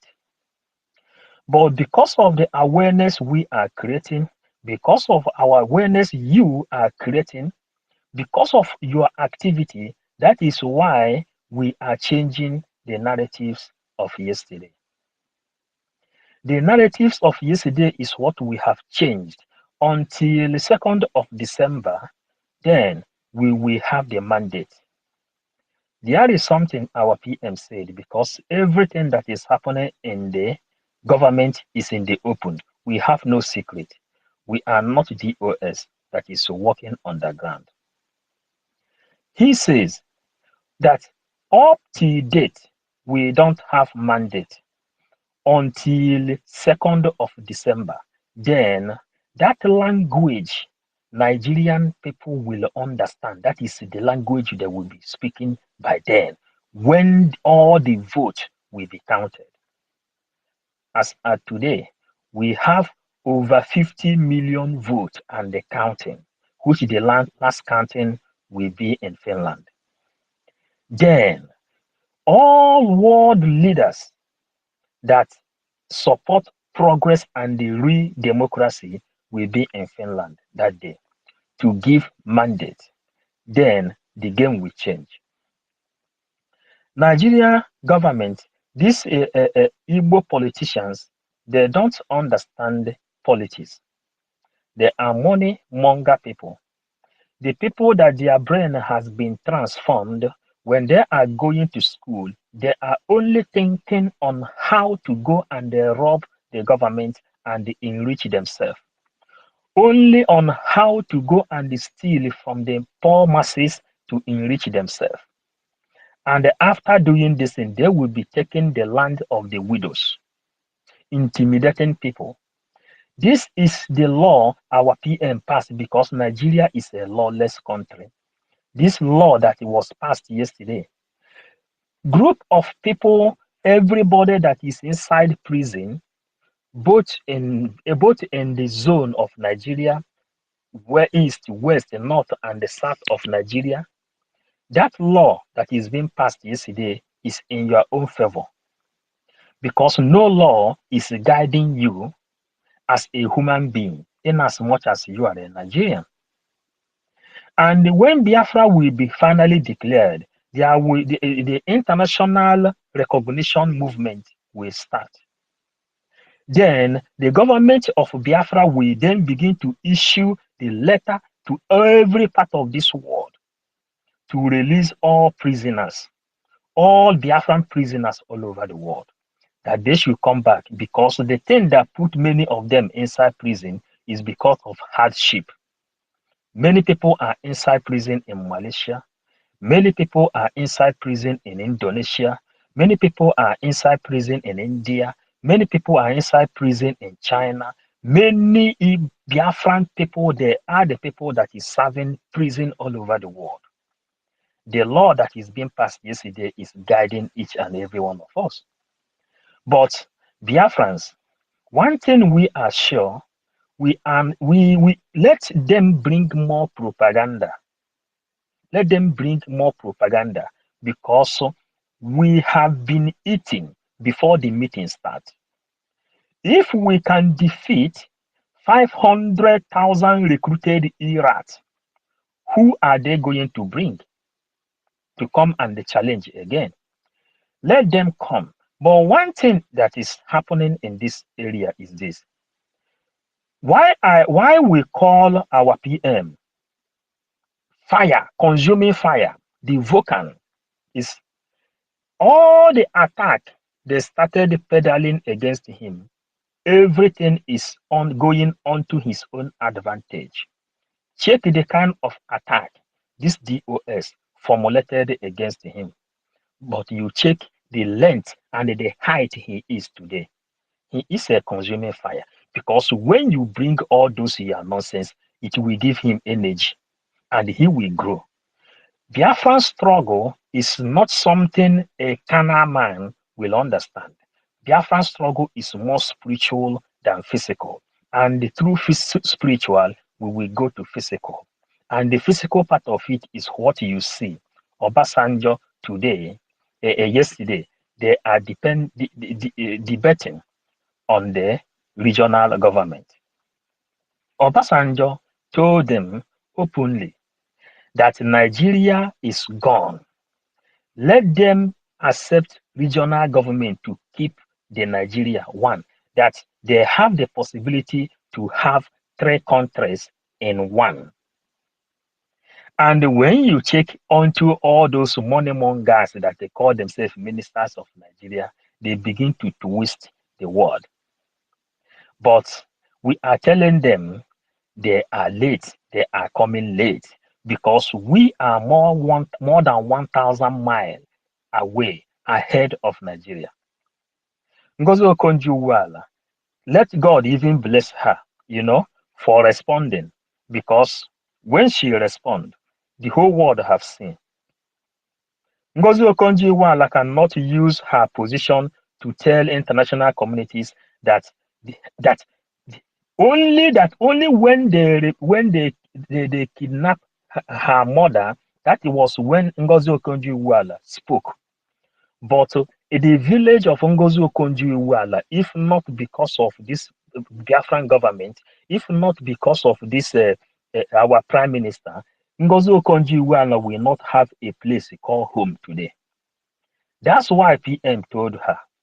So, Ngozi Okonjo-Iweala, so you can respond to this kind of trash, but you have never responded to all the killings that is going on. You have never responded that when Hope was Odemma burn people's villages. You have never responded when they bomb people's markets. You have never responded to all the checkpoints going in Biafran land. You have never responded to everything, all the emancipation against your own people. But somebody did the Photoshop, they call Ndubisi, and they put the name of Ngozi Okonjo that place, and they wrote that the Prime Minister wrote. Ngozi Okonjo now has time to think about Biafra. Let them be coming out small from their hiding, because if you don't speak, nobody will know what you have.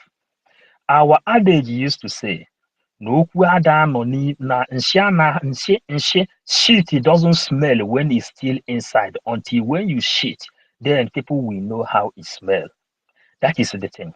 When our leader Mazen Nnamdi Kanu was here preaching, that time of COVID-19, he said, "Buhari, you must come and address Nigerians if you are still alive." He pushed Buhari up to that Jubril has to wear mask and address Nigeria on the tape recording. That is why we understand, that is how we understand this game, because you have to choke them. You choke them for them to come out from their hiding. Because anything they say, any word they utter is in our own benefit, because Nigeria is found onto 40 foundation. So that's why we are not afraid. Not at all, not today, not tomorrow. Let them open mouth. Let me tell you, PM says any day Tinubu, the drug lord, will open his mouth and say, sigh, not even to complete EPA. That day will be the blessed day of this Biafra movement. So those people that is planning propaganda, we can tell you, you are highly welcome. But what we are telling you is, whatever you do, the record of what you do is what they will use to remember you. When DOS consulted me personally, they said, Chike Doziem, Zayoba, coordinator and the zonal coordinator, on a Skype news, on a Skype program, they say, from today onward, my new job is to go and attack Simon Epa. That the way I write a comment always promote him. I should be writing comment that will demote him. I say, how do you think I will use my face to go and fight someone? I can see his face. I can read his body language. But you hide your face to come to tell me to go and use my face to fight for you. You must be insane. So whoever that is attacking, whoever that is writing whatever you are writing, we have the record of all these little saboteurs, 500,000 recruited Iraqs. The other one they call Osoji. Today he ran away. Now he is inside the Nigerian police, killing and raping people, destroying the land which he took oath. They said, when the Minister of Information was playing that video, that conference, they say karma will remember a lot of people. Some people doesn't know the oath they took, but we know the oath that is going on until the last day. We are here and we are fighting, and the energy to fight is more tripled, more than how it was before. So whoever that is bringing propaganda, try to come fast. We need that your propaganda. But mind you, whenever you bring that propaganda, it will be unto our own benefit. Biafra is the light of the whole world. Nobody quench the light. I greet you all of us of freedom. There one. Thank you, my minister.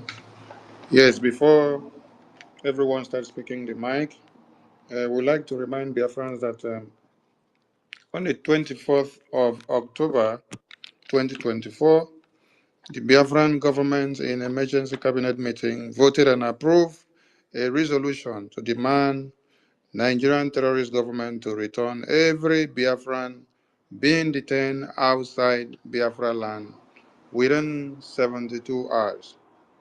The 72 hours will expire on Sunday, 27th October 2024. And failure to adhere to these demands, the Biafra government also voted for the resolution to evict every non-Biafran judges, and lock down the following institutions: the Federal Government Court of Appeal in Owerri, the Federal Government Court of Appeal in Oka, the Federal Government Court of Appeal in Enugu Judicial Division, all Federal High Court in Biafra land, National Industrial Court in Biafra land. The Biafran government resolved that these institutions has brought anarchy, death, insecurity, instability, instead of justice, equity, and fairness. It was this same one that brought about Obletu Sodima into power, that has destroyed the lives of Biafran children, women, babies, and men. So these institutions will therefore be locked down indefinitely from the 29th of October 2024. The days of kidnapping Biafrans, forceful disappearance of them in Biafra land, and then taking them over to the far north is over. So we are calling on these people that if you don't want to get it hot, every judges that are not from Biafra land are hereby requested to go back to their region, as their security will not be guaranteed. So go back to where you know you belong, because when the Biafran government says something, it stands. We appreciate all Biafrans listening to us. There is no law in any country that goes like this, that I will commit a crime in California and then I will be taken to Mississippi to go and stand trial. That I will commit a crime in New York and then I will be taken to Michigan to go and stand trial. No, if I commit a crime in New York, I stand trial in New York. If I commit a crime in Chicago, I stand trial in Chicago. So if they said MNK was talking about Biafra, to talk about Biafra is a crime, why taking him to Abuja? Why not try him in Biafra land? Fulani terrorists are speaking from the lawmakers' chambers, telling you they want to Islamize Nigeria. That is not a crime.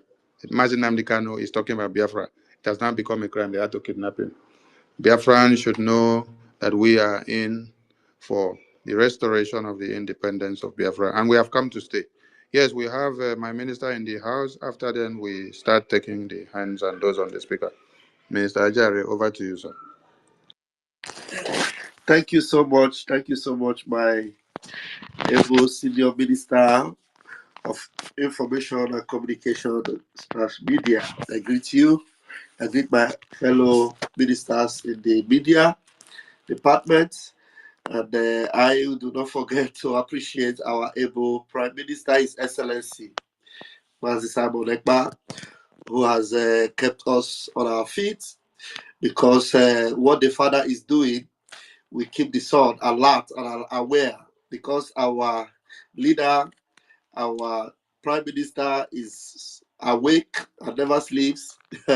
How are we going to sleep? We are not going to sleep, because our Prime Minister have put the zoo in a state of confusion that they don't even know what to do anymore. So we're going to continue the fire, because they think this is the Biafra of 1967 and 1970. No way. We are the ones that have come to finish it. And I want to appreciate everyone on the platform. Thank you so much for joining us on this space. It is very important for us to keep setting this record straight. Some idiots were asking, why didn't the Prime Minister respond to it before? You people are morons. This is a man that has studied international law, a man that lives in a society where things work. If you are a human being that have brain, you already know that tweet, is something that doesn't make sense at all. Even an ignoramus that didn't even go to school at all, that doesn't do anything, will not even believe that that tweet will come from anybody that has sense. So responding to it will be validating their ignorance and their foolishness and their stupidity. So that is why when Okojo-Iweala responded, our Prime Minister need to also respond, because she is supposed to know that that is not a tweet that will come from a valid office like the office of the Prime Minister of the country where she comes from. Because as far as I'm concerned, Ngozi Okonjo-Iweala is aware that the only government that cares for her, the only person that makes sure that her village and her community have not become an IDP camp, the only reason why she will be proud to make a call to the village and the people in her village or her community will tell her that we are safe and sound is because of this Prime Minister.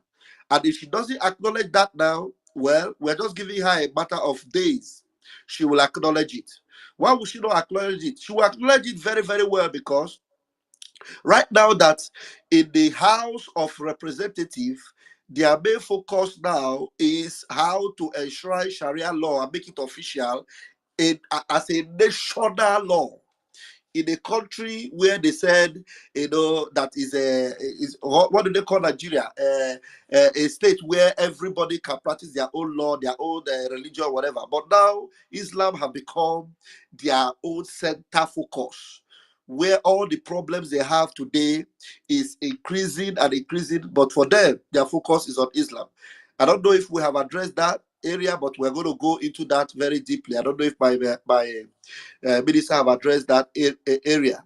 So very soon, Dr. Ngozi Okonjo-Iweala, you will admit and you will come to acknowledge it openly, as I believe you are already acknowledging it in the secret. Because if not, I am sure you will not come and respond to that post. You are already acknowledging in secret that this office is a very powerful office of the Prime Minister. That is why you are coming to respond. Now you know that there's a Prime Minister over Biafra, and you are responding, and by the time you are responding to a propaganda. What a disappointment. So everyone will come to know it very, very soon, that there is only one government in Biafra, and that government is Biafra Republic government in exile, and there's only one Prime Minister, and that Prime Minister is Mazi Simon Ekpa. I want to leave the microphone now to my minister to take charge as we'll continue on this space.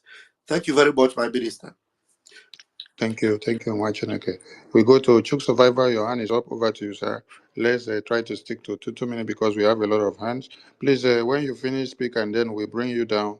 We are not kicking you out. We're bringing you down so that we can bring other people up, because there are many people requesting the mic. Thank you. Chuks. Thank you, my minister. Fellow Biafrans, honorable members, I appreciate everyone that has been able to attend this very media space. Just as my minister have said, a lot of things have actually happened, and I believe we, the Biafrans that have been following events, know that that is nothing new, and we are not surprised on what we are seeing. The only reason why we have to come out and speak and follow it up is because there are some people that are not paying attention. There are still some ignorant ones among us. For the sake of those ones who are not paying attention, we have to respond to certain things that are being said. Every Biafran, if you know you are truly a Biafran and you want freedom, you have to prepare yourself for what is coming. If you think you have seen propaganda, you haven't seen nothing yet. You haven't seen nothing yet. Every one of us have to get prepared. These people, they are planning so many things, and they are coming up with so many, they are throwing everything out. They know actually that the game is up. They know that the game is over, and that Biafra is actually coming. And there's nothing they can do. They can't stop it. I can tell you that they even know more than those of us who claim to be Biafrans. No, some of us Biafrans don't even believe that Biafra is coming, and they don't know much. But these people have gone very deep, and they know what is coming. That is why they are throwing everything, more especially at our Prime Minister, Mazi Simon Ekpa. And I thank Chukwu Biama for the kind of person we have. But it's unfortunate that so many of us do not know the value of the man we have as a prime minister. And for those who think, just like my prime minister used to say, if you think that the restoration of Biafra or the struggle for Biafra is a joke, it is no longer a joke. It is no longer. That's why it's really funny when we saw the response of Ngozi Okonjo-Iweala for her to respond to such kind of a blackmail against the prime minister, something that, just like my minister said, that it is very funny for one to believe that the prime minister of Biafra, the Republic of Nigeria, Simon Ekpa, will write such a thing. Even a child that doesn't know his or her left and right will not believe that our prime minister will write such kind of a statement, making such claims at this level that the Biafran government is a government that have a lobbying group that is standing for them in DC, a government that have made the third man in command in the United States, and yet you think that they will come out, the prime minister will come out and begin to write some unnecessary things. That is to show you that some of them think that we are still joking. They think we are still playing around. But I think they are learning their lesson, and they're learning the hard way. If not for nothing, they now know that it is only Biafra that is giving them relevance. You can see the Okonjo-Iweala with all her popularity. The only tweet that brought her out and made people know more about her is the tweet she did about our prime minister. It's unfortunate, it's a negative one, but at the same time, it becomes a positive one. Every one of us as Biafran, we have to be very, very prepared for what is coming. We have to be very prepared. Every one of us have to be part of the media. Don't leave the work for our prime minister alone or members of the media alone. We have to engage in our various platforms. Make sure you are speaking about Biafra on your platform. If you are a Biafran at this point in time in 2024, October, you are still shy and scared of talking about Biafra, you should be ashamed of yourself. If you are a Biafran at this point in time, you are still looking for a friend. You do not want to talk about Biafra because of your friends. You do not want to talk about Biafra because of a business or because of a position. You should be ashamed of yourself. The restoration of Biafra have gotten to a very high level. And as I used to tell people that the struggle of Biafra today, whatever you are doing in Biafra, you should be proud to do it because we are following the legal way of restoring the state of Biafra. In the multidimensional system that is being pursued by the Biafran government, everything that is being done is done legally. There is nothing illegal in the pursuit of the restoration of Biafra in 2024 in the new dimension under the command of our Prime Minister, Mazi Simon Ekpa. Every one of us should be proud and strong. The battle is going to be tougher than you think it is now. A lot is going to happen. But at the end of it all, victory is sure because we are standing on the truth. And the man who is leading the charge today is not just it's not like that, like in the olden days, the people you see along there, people who don't have a face, people who doesn't have integrity. That's why I tell some people who claim, people who are talking down on our prime minister, and I ask them, if you are talking down on the prime minister of Biafra, Republic of Nigeria, you want to take over or you want to be in charge, I want you to first of all present your credentials. Let us know what you have done in the area where you are, the country where you reside, your own locality. Let us know how qualified you are. Let us even see your face and hear you before you come and talk down on the prime minister. But unfortunately, these people are only hiding, speaking from both sides of their mouth, talking out of envy and jealousy. But in the midst of all that, we are very, very glad that we're making progress. And every Biafran should stand their ground, continue to move forward and pursue the restoration of Biafra, each and every one of us making a commitment on our own ground. It is not only falling on their prime minister to restore Biafra, it is the responsibility of every Biafran to be doing something. No matter how poor or how rich you are, there is something you have to do.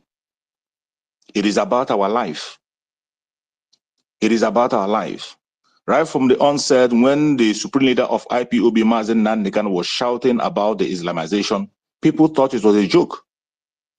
Even up to this moment, some people, when we talk about the Islamization of Nigeria, they call it a joke.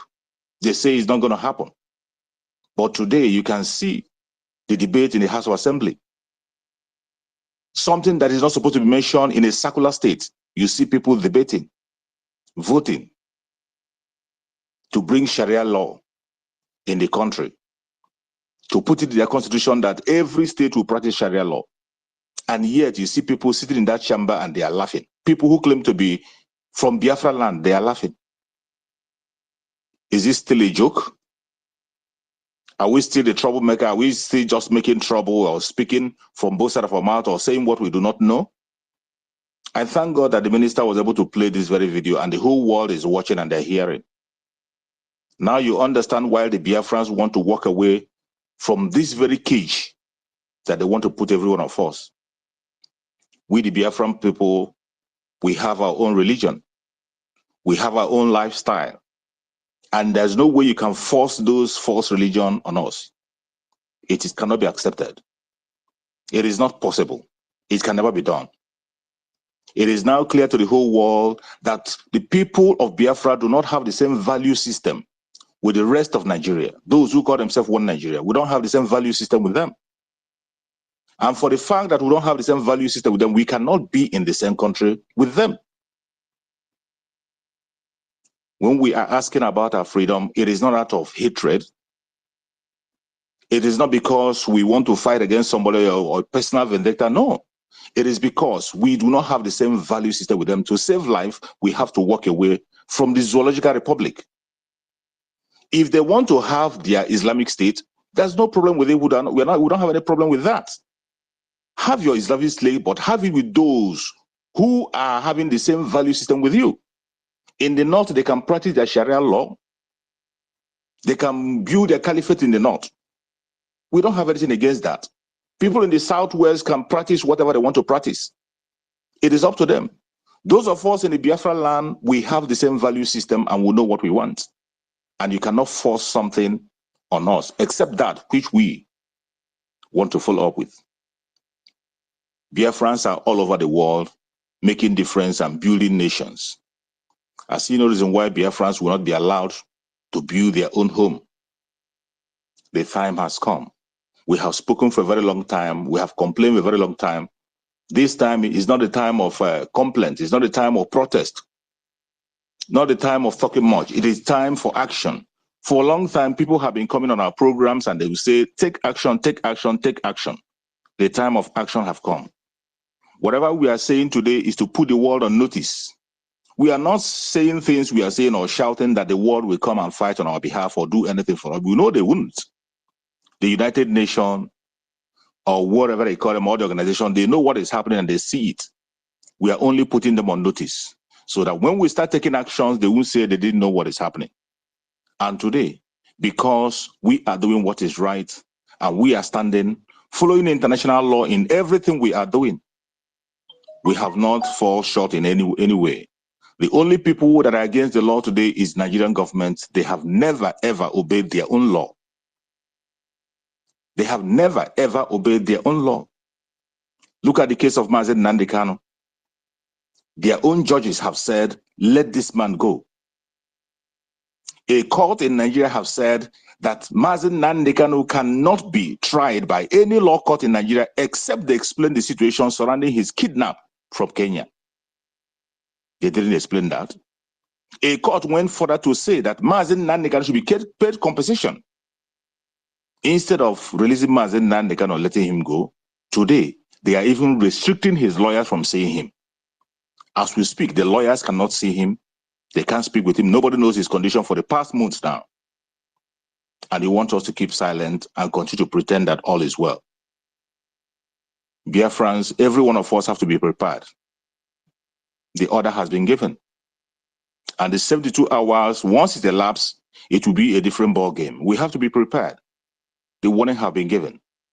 If you are from any part of Nigeria and you are serving in Biafra land as a judge, it is time to move. If you fail to do so, whatever happens to you, you will be responsible for it. We are putting the whole world on notice. There is nothing we do without saying it. That is the beauty of it. Everything that is being carried out by this government, the Prime Minister of Biafra, the program Israel, said this to the world first. Nothing is done in the secret. There is nothing that's done in the secret. Every one of us is following up. All you need to do is to follow our Prime Minister on Twitter. Follow him on X. Once you follow me on X, you get the update of every single thing he does. And if you feel he's going against the law, you can go ahead and take him to court. But I bet you, the beauty of the restoration of Biafra today is that we are standing on the law. And everything that's been done is done in a lawful manner. And every Biafran, we must be strong. Support the Prime Minister the best way you can. It is for your own sake. The pursuit of the freedom is for our collective interests. Forget about those who are pursuing their own selfish interests. Let them go ahead. At the end of the day, the truth will always win. And only the truth will stand the test of time. Thank you so much, my minister. Thank you. Thank you, my minister. Before the next speaker takes the mic, if these people passes the bill for the Islamization of Nigeria now, it will be to the favor of the Biafran people. So let them pass that bill. Yes, because everything at this point, ahead of December 2nd, is working for the interests of the Biafran people. By the time they now give them that mandate to Islamize the entire Nigeria, Biafra is not in the Nigeria. So all those that are still serving Nigeria and in Nigeria will find it very hot to bear.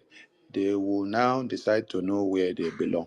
You will see people running to say, where is Oduduwa? Oh, where is Biafra? Where is that Simon Ekpa that we say was a terrorist before? Where is that small boy in Finland who was giving Nigeria woto woto? I want to see him. I want to talk to him. I want to join Biafra. Oh, I cannot stand to see that my child's hand is cut off because my child only stole crayfish or stole 5 naira or stole bread to eat. The mic goes to our Honorable Otu Mwamwanya. Over to you, sir. Good evening from here, honorable cabinet members of the BRG. Good evening, wonderful people of Umo Chineke of Biafra. I thank all of you for coming. Without wasting any time, I want to encourage Biafrans and to remind you that you are being prepared for what is happening right now. I hope you remember. Mentally, you must be very strong. Our Prime Minister has prepared us ahead of time because today he prophesied about it and is here right now because we can feel the pressure around. We can feel the pressure, the enemies, or the hell, the gate of hell is let loose, open, and they are here trying to stop you.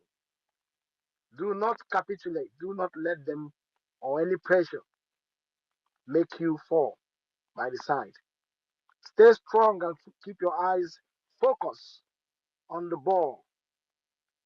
This time around, we know, and as we get closer to the 2nd of December, more is coming. You are being told this on time. So do not say you do not know what is about to happen. But fear not, since you know that the Prime Minister is innocent and he is leading you to the promised land. He has never misshot. He has not done anything wrong. He has never offended anybody. We have been following. We know where things went wrong. We know what transpired. And we are here until we see him go wrong. Then we can move. But no, so far so good. He has been standing on the justice, on the path of truth. That is why nobody, whatever they like, let them do. We are not going anywhere. He's the man who knows the road. Pray for our Prime Minister. The pressure is too high. Pray for Mazi Nnamdi Kanu. They don't want his lawyers to see him, but let us pray that he's in safe hands. The incident of yesterday, we thank you. All you criminals that are putting on, making up things, continue, is what we're going to tell you. We are not going to tell you to stop. Continue. But who the Lord is with, who Chukwu Kabiama have put on a place, nothing will happen to him. Whatever you do to bring him down, that will turn to be upliftment for him. Biafrans, stay strong and do not fear. I yield the mic. Thank you, and ministers.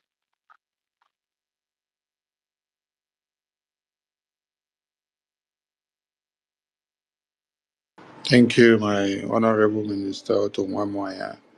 The strength of 700 Biafran soldiers to 6,000 Nigerian terrorists being destroyed in a Bagana ambush of March 31, 1968 is what Nigeria stand to face again.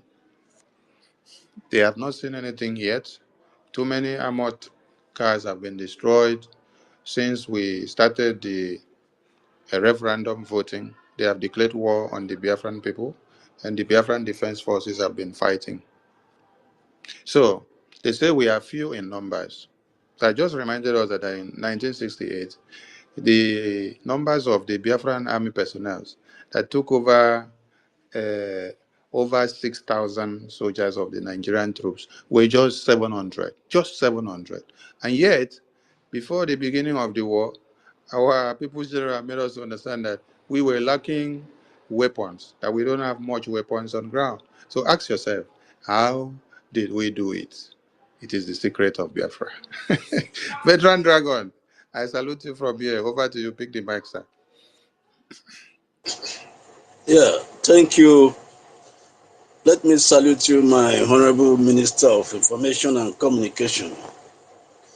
Thank you for the great work you are doing for Biafrans. Thank you for your steadfastness and for coordinating the media. I salute you. Mazi Raphael, I salute you, Honorable Deputy Minister of Communications and Information. Thank you. Thank I you. salute you for the great work you are doing for us. I salute you, Vision 555, for what you are doing. Salute you, Tumamanya, and all the ministers that are here on space. Salute every one of you for the great work you are doing for us, making sure that our voices are heard loud and clear Yeah, on daily please, basis. 1 minute, sir. Mazi Soni, are we taking cognizance of time? Because a lot of hands are up and more hands will be coming up. So who's our Yeah. timekeeper? We're sticking to 3 minutes at least, because we have a lot of hands coming All up. right. Thank you. Okay, so I thank everyone for what you are doing. We are legion because during the war it was only one voice that was doing what we are doing today. That was the voice of Okokonde. But today we are legion, so we are blessed to have every one of you doing what you are doing. You see, I want to thank you for the voting you did, the cabinet members, and the resolution you passed, declaring the Nigerian courts non-grantor and asking them to vacate our land. I salute every one of you. I salute our Prime Minister for that decision. It's timely and it's welcome. Thank you, every one of you. You see the bill they are trying to pass in the House. I am so happy about it. I must tell you, I am so happy about it. Mazin Namde Kanu started shouting that these people are coming, they are coming, they are coming. They tagged him a terrorist. And today our Prime Minister is here shouting. They don't want to hear. I love that bill. I wish it will go through. I wish they to go through. We have been telling them these people are coming. They want to Islamize this country. This is their country. This is their zoo. They want to Islamize it, and we have been speaking and shouting. They are taking us for a ride. Let them have it. I just pray it will go through. I just pray it will go through. Let them see what we've been talking about. You see, I saw the. I want to say that anyone that cannot stand the heat that is about to come, please, the person should just stay on the background. Every day I see Israel posting some of the gallant men that fell in battle. What our supreme leader said, he said they will kill us and we will kill them. We have not even, today it's the only Nigerian forces that are falling victims. We are still going to have our own casualty. I don't want tomorrow when we begin to have casualty, somebody will begin to shout. If you know today you are not ready for this, just stay at the background. Because they will kill us, we will kill them, and at the end, Biafra will come. There's no two way about it. So let's just guide our loins. The battle is yet to start. We have told them we are going to use guerrilla warfare and we are going to defeat them. We are determined, and there's no going back. The other thing I want to say is, please, Biafrans, donate and donate and donate. The government needs the money. The man that forged the Twitter of our Prime Minister is a criminal. That's a criminal act. What he did was a criminal act, but he just fooled himself. That has lifted us more and higher and more. You see, today we are all over the place. They harm themselves. Whatever they are doing is to our own good. So I am not moved. Whatever they want to do, whatever propaganda they want to come, I am not moved, and we must not be moved. Let's just brace up. We're already there. Our Prime Minister, the government, we are having over 50 million Biafrans telling you that what you are doing, we have asked you to do it. The people of Biafra have asked you to do what you are doing, to fight for us, to get us Biafra. So there is no law against you. Democratically, you have been empowered. There is no two ways about it. Please, my eye is on December 2. That's where I'm looking at. And after that, let the music continue to play. It's going to take us 10 years, 20 years, it does not matter. But this Biafra, we must get it. So I want to thank every one of you. The time is limited. Thank you for what you are doing. Elohim bless every one of you, one after the other, in the mighty name of Yeshua HaMashiach. Thank you so much. Thank you, our veteran who saw the trenches during the war. Thank you for always being around to give us what we need to hear from first-hand information. We go to Sir Williams. Sir Williams, over to you. Please, let's stick to our time. 3 minutes. Sir Williams, over to you. Sir William is not ready. We go to Chinemere Okpe. Chinemere Okpe. Chinemere Okpe. Are you there? Am I being heard? Hello? Yes, Yes. you're being heard loud and clear. You go ahead. Okay, Chinemere, over to you. Yeah, thank you, my brother.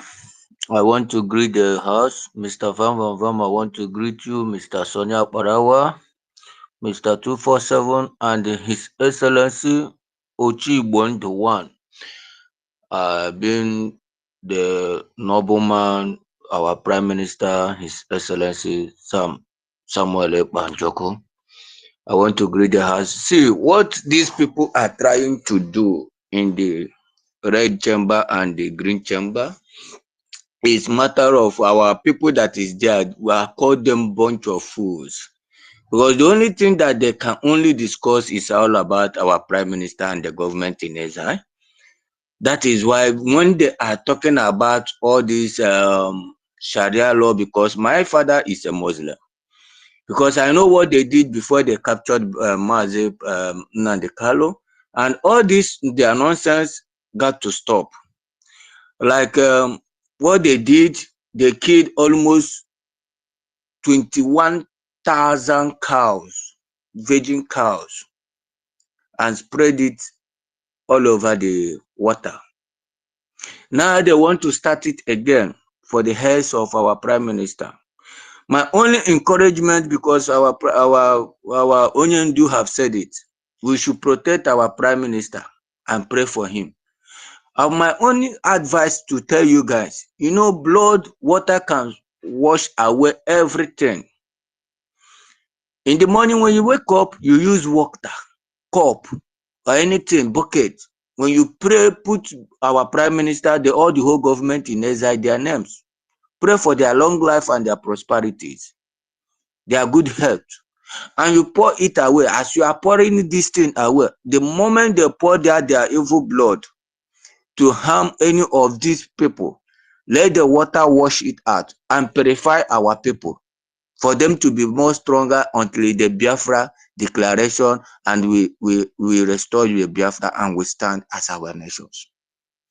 And other things I want to put in here is concerning this fool Mumu Ngozi Kenjiwala. He doesn't see how the youth are dying. He doesn't complain how we are suffering in the hunger, so-called Nigeria. But he will only see when they Twitter something. All these rich men, they will not see all these things that is going on in Biafra land. But when they will see is when you Twitter nonsense into the handle, they will start to debunking and be shouting.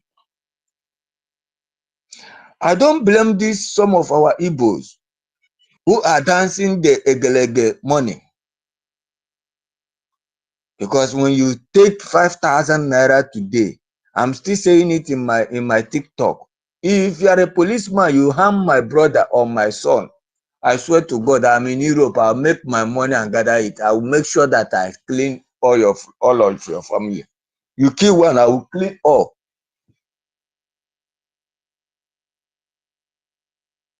If I do it, if the government of Biafra want to kill me, fine. No problem. Because all these things have to stop. Who are we fighting this Biafra for? Is it not them? It's there. Here in Europe, if they put Sharia law all over the place, you are living here comfortably. It's them that will still cry. But you want to show them the light, how heaven is. That they are in the kingdom of darkness, but they don't want to see it. I thank God for people like you guys, people like our prime minister, people like all these government in exile, people like my fellow warriors down there. Because I believe after declaration, I'm gonna meet them back. It's gonna be hot. I'm always saying it. I'm not afraid of death. If I die this, I'm a hero. One thing I'm encouraging our brothers, when you are seeing what is wrong, bring it out, trash it out. Because of all these things they are doing, they have embezzled money. They have sold the land of Biafra, the oil well, the code, the millennium in the land of Biafra. Even the ordinary red soil, they have sold everything to the China and all these Islamization countries. Do you know that a child now, a born child now, is owing China 37 million naira that he have never ate or paid for? If you have 10 child, times 37 million naira times 10 child. a borrowed money where you did not eat and you will pay. That is what we are going. You cannot see government of that zoological country paying as some of us in the asylum. You receive your money, you have been treated with good health. You cannot see the government even paying a child support of 15. Mazi Chinemere, can you hear us? Your time is up. We don't Okay, ring sir. bell for you. We clap for you. We do everything for you. Not even hear us. I'm sorry, sir. So round up, please, so that we go to Yeah, another person. this is my opinion, my brother. I'm grateful to hear from you guys. All hail Biafrans.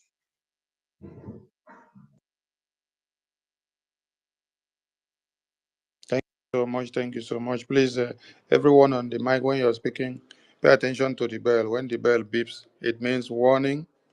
Then, if you don't conclude, we will beep again, and then we may clap for you to. All right, code artisan, over to you. Code artisan, over to you. Code assistant, sorry. I think Mazi Chibueze has been here before you. Mazi Chibueze, over to you before code artisan. Thank you, my honorable minister. All protocol observed, all the ministers in the house, all the speakers, and everyone who has given audience to this emergency media press. I say more grace to your elbows. I thank you, the minister, for shedding more light on this something. It's not something surprising because it's what expected. Just like our prime minister have said, because this is just a little one. We will get more propagandas. We get all kind of uh, ways to tarnish our image at time to come, because they know they don't have no time, so they have to dish it out anywhere they have. But this one childish on, but still it helps us. Or when they bring all those propagandas, it helps us because it brings us to the light. So many people will see, like Ngozi, how many people that follows her because of the post he has. So that will help us too, for the people that follows her know what is going on. Maybe some of them will dig into what is going on. They are the one, broadcasting our problem to their people. So we appreciate the person who did it and them that are giving more air to it. Left to me, I'm just telling everybody we don't have to pay much ear to it. We still have to pay a little bit, but not much. That's my own opinion. But my own is our time is almost closed. There are lots we got to do. If I am to suggest, I was just saying it is hard time. The next thing we need to do, I don't know what the government is doing, but I would suggest to the government, we need to start digging 45 bunker, because that's where I'm looking at. Yeah, we need to get all these zoo people, the ones we know that they pay attention to them. So when we get them, we will be able to negotiate, because that's where it's going to lie, because they're not going to be easily surrendered. So it's going to be surrender. Give me, I give you. When we fortify our own bunker, then we defend it as we are defending our flag. So it will be a very good thing that we can look into that, because we have short time. And as we are going and we keep on pushing our agenda, And we know that definitely when we start getting some of them, then we will be able to get our own people back because they're not gonna release our people easily like that for us. So it's for that. You guys could see when we started showing them water, you see the game change because that's the only thing they can understand is the strong hand. When strong hand touch them. And I am so much thankful to God that they take us for granted. They take PM for granted. They say the little boy. That thing they didn't they call him all manner of names because they didn't take him serious. But look at it today. Now they are the one using their mouth to confess. So had it been they take him serious in the beginning, maybe it could have been hard for us. But hey, all things work for good. For we are children of Chukwokika, and the Chukwokika will continue to give us the strength and lead us in a right way. We will not go in a wrong way. So we keep on giving all the cabinet, our PM, those who are piloting, the right sense of humor, that we will be able to go the right way, and we will go and get what we need. Before I drop my mic here, I still want to solicit Minister, please. If you all know who is in charge of ID card, my own is not going through. I've been doing that for over 3 months. Please, What is the issue you're having with the ID card? it's not going through. Every time I do everything, I've paid it collect my money, and if I submit picture, if I submit the because I choose the status of people supporting the liberation. If I put my receipt, if I put my picture, I do everything. If I go back there again, it will still ask me those things again. I've done that more than 100 times. Did you put your receipt in PDF form before you uploaded it? Yes, I did it in the yes PDF. You compile all the receipt, right? Chronologically. No, yeah, no, I didn't combine all the receipts. I only choose because it's a recent one. I just choose the recent one for that month. Yeah, but there are quite a number, right? No, I just pick only 1 month because I did not, No, it didn't say just the recent. Compile maybe the past 4 or 6 months. Put them all into PDF format. Then you upload. Then check your photo that you uploaded. It's not the one that you put on the table and snap after you bring it from the Photoshop. You go to the Photoshop, they snap you, then they should send you the digital copy to your email or your WhatsApp or your Twitter or Telegram. Then you download it and save in your phone. Is that one that you need to upload into the portal? oh, not the one I do snap with my No, uh that one is not accepted. oh, The only one that could be accepted when you're snapping could be maybe your document of identity, if it is your passport or your ID card or your driving license, or your resident permit card that is digital in nature with a uh, uh, Jumio verification chip. When they say upload your identity, that one will need you to snap maybe the front or the back. That one can accept snapping. But when you're uploading your photograph that is to be used on your ID card, that one, when you snap it from the Photoshop, they should send it to you, maybe through your WhatsApp or through your email, the digital format of it, not the printed copy that you have in your hand that you can submit to anybody. Then you come and snap with photo. No, not like that. The digital copy should be sent to you. Then you come and give it an upload. well, that's one is I don't even know where there is photograph where they snap picture in America, my brother. Google it. Google it based on your location. Just Google Okay. Photoshop within your location there, then it will show up. Then you can locate. All Okay. right, thank you But so much. This applies to okay. everybody on the ID Uh, card issue. If you have any issue, you can reach out to us or the WhatsApp or Telegram button or the email button available on the website. Those helplines are ready to attend to your issues and put you through. And the ID card is specifically for Biafrans and diaspora, not for those back home. Those back home can only fill the forms that says Biafrans in the homeland.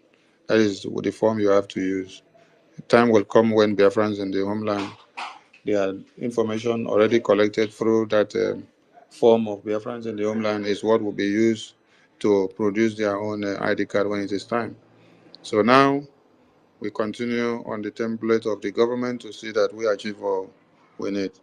Same applies to your convention. When you are applying for your convention ticket, please put every information authentic, because if you don't put every information in order, some may be rejected at the end of the day. All right. Thank you so much. We come to Code Artisan. Code Artisan, are you there? Code Artisan, are you there? Yes. Over to you, sir. 3 minutes.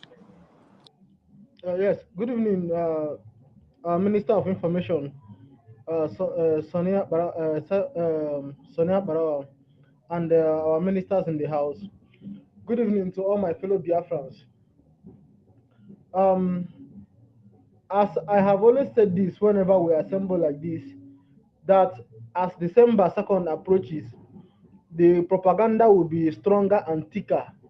It is going to be more heavier. They will throw the chickens, they will throw the kitchen sink at us. They will throw everything they lay their hands at us at. As someone has rightly stated, that the reason why they threw out this last propaganda is actually to destroy our funding, and in doing so, they foolishly laid a trap for Ngozi Okonjo-Iweala, and she fell into it. As PM rightly stated in his response, that why is she then replying only when her name is involved? But where she comes from has been ravaged by terrorism, has been occupied by Nigerian terrorist army, an army that is supposed to be at the borders of the state, defending it from the external aggression the state is suffering from. Because the majority of the terrorists that are in Nigeria, both in the north, in the core north and in the north central, and are sweeping into Biafra land, are all from outside of Nigerian territory. They are all from Niger, from Chad, from Mali. They are the criminals and the terrorists that the guys doing a good job, like Chad and Burkina Faso and Niger, are kicking out from their countries. They are all running into Nigeria. So all these while that they have been running into Nigeria, we have never seen this woman make any comment about it. She has never commented on the bad economic situation of Nigeria. She cannot even criticize the very bad and horrible Tinubu's policies concerning Nigeria. But she is now complaining of her name being put in a tweet. She is a big disappointment to anyone with a brain in her head. And when people are busy claiming they are proud that an Igbo woman is leading the WTO, that is what you see about these very racist white men. They bring the worst of us to make them to make them our face on the international scene. So all she can respond to about Biafra is a propaganda. That is a very huge disappointment. But all it has done is to actually achieve the opposite desired effect by the fools who engage in this propaganda. As the 2 million people who have seen, 2 million plus people who have seen her post, I just take it, the 2 point something million, 2.17 million people who have seen her post, will then go now and start browsing about the Biafran government and who Simon Ekpa is. And then they will find out that this guy is fighting against terrorists, and they will know more about the terrorism happening in Nigeria and how she is complicit with it. They will know how this terrorist is ravaging where she comes from and how she has kept quiet about it. As far as I'm concerned, all these things are good news to us. It is further solidifying December 2nd when Biafra will be declared. And all of them, their nakedness will be seen in the open. December 2nd, the Biafra government will strip all of them naked in the open. And all this actually is the evidence of the impunity that happens in Nigeria and the absolute selfishness of those who claim to be Igbo elite and Igbo leaders. They only get bothered when their name is mentioned in the things they deem undesirable. Nigeria is too backward for anybody's tolerance. You know that when you stay in a society that actually is like a garbage, when you stay in a garbage, you then for a while, then you start smelling like a garbage that one cannot distinguish between you and the garbage. And that is the problem with the likes of these people like Ngozi Okonjo-Iweala, with the likes of Chimamanda Adichie. These are the people that when they stay in Nigeria too much, despite all they have achieved intellectually and academically, they still think like people who are not worth being their undergraduate students. That is what you get when your mind is about one Nigeria.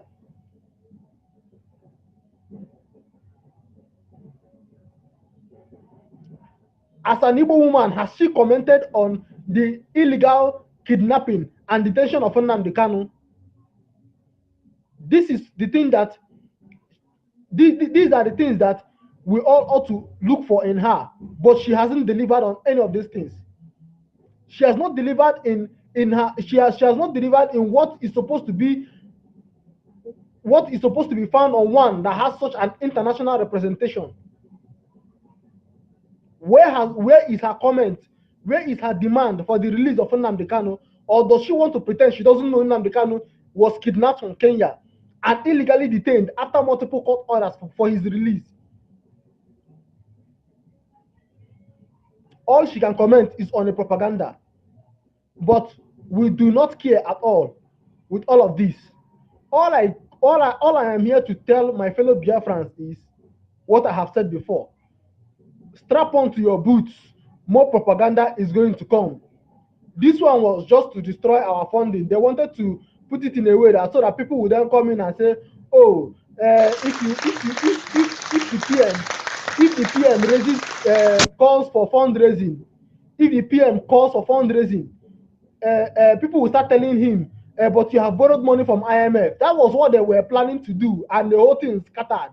You know that the thing is that there's something that you always find out in lies and propaganda. It is in a lot of cases very stupid. What they did was very stupid. Code Artisan, they forgot that. Are you having network issues? Can you hear us? Code Artisan. I just clapped for you, I think my network is good over here. We don't clap for you 3 times. You know the year. Your time don't pass. You don't use past the stipulated time. So round up, please. Okay. So all in all I just want to do is to encourage us and to warn us of what is coming. And what is coming is this: more propaganda is on the way, and only those with tough mind can continue with what you are doing and move on beyond the propaganda of the Nigerian government. Expect more propaganda to come, but we don't care anyway. We have never given in to any of their shenanigans, and we will not give in now that we are close to the end of the road for the beginning of our freedom fighting. December 2nd, that is when the real fight will begin. the real fight for freedom will begin. So I encourage each and every one of us to stand fast, but beware, more propaganda is on the way. And I love the response of Biafrans over it. Thank you very much. Thank you, thank you, thank you. Please let's stick to our time. We have many hands up here, and we want to attend to everyone so that they will have a share to speak. Sir Williams, are you ready? Sir Williams, are you ready? He's not ready. Ugochukwu, over to you. Yeah, thank you, Minister of Information. I salute you. And our own Deputy Minister of Information, thank you. And I salute our Prime Minister, which I call the prayer answer of the Biafran people, Simon Ekbanjoku. Yeah, and I salute our leader, Mazin Nandekano, and our Biafran Defense Force, which I see as the, when you talk about honest to the fatherland, number one people, defending our fatherland. Yeah, when they talk about Nkonjiwal, my brother who just spoke right now made mention of being disappointed. My dear brother, I am not disappointed.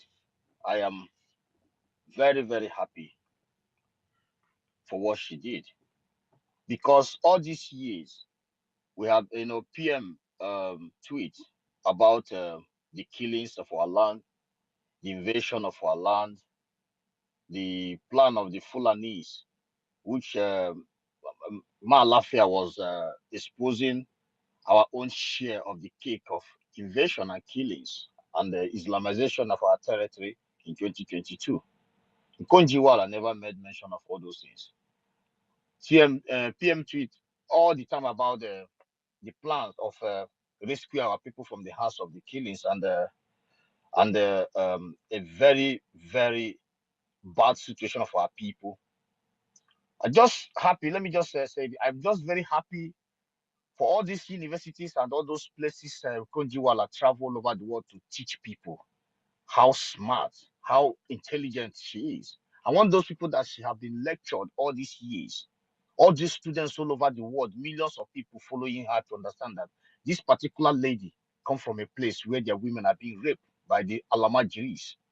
She came from a place where there is no light, no drinking water, no viable road, no hospital. That is where this particular lady came from. And this forge of tweet that she rushed out to come and retweet and show the world that, oh, my name, oh, my beautiful garbage zoological republic, proud citizen of a terrorist state, to come and debunk her beautiful, ugly terrorist state where she came from. This particular tweet that he tried to debunk it from a man who doing everything humanly possible to save the people. But I love it, so that the people all over the world to see the wickedness of average, contaminated, zoological, proud citizen of Nigeria, what they look like, no matter how they prove to the world that they are intelligent and smart. I love it, because some of us have been thinking that these particular individuals are contributing secretly to make sure to deliver, to rescue their people from the non-sewage system smelling place of Nigeria, where there are people. A place where there's no clinic for ordinary pregnant women, old women, no light, darkness. But it's good for us to know that these women are just quiet. These people who claim to be, who go out there to lecture other part of the world, online, they are special. Offline, these people are ugly at heart. I love what happened, so that the world will know what average contaminated Nigerian citizens look like. Evil. And I'm using this opportunity to tell the world that Nkonjiwala come from the territory where they were massacred 1967 to 70. A place where they are, even as she came out as a Nigerian, she is a commodity to the British people. She should be ashamed of herself that his younger ones all over the world coming together, resurrecting the Biafran government in exile, putting up a military that will engage their colluded terrorist military of Nigeria, who are out there to destroy their vulnerable ones, because all their citizens are all vulnerable in the hands of a colluded terrorist in army uniform.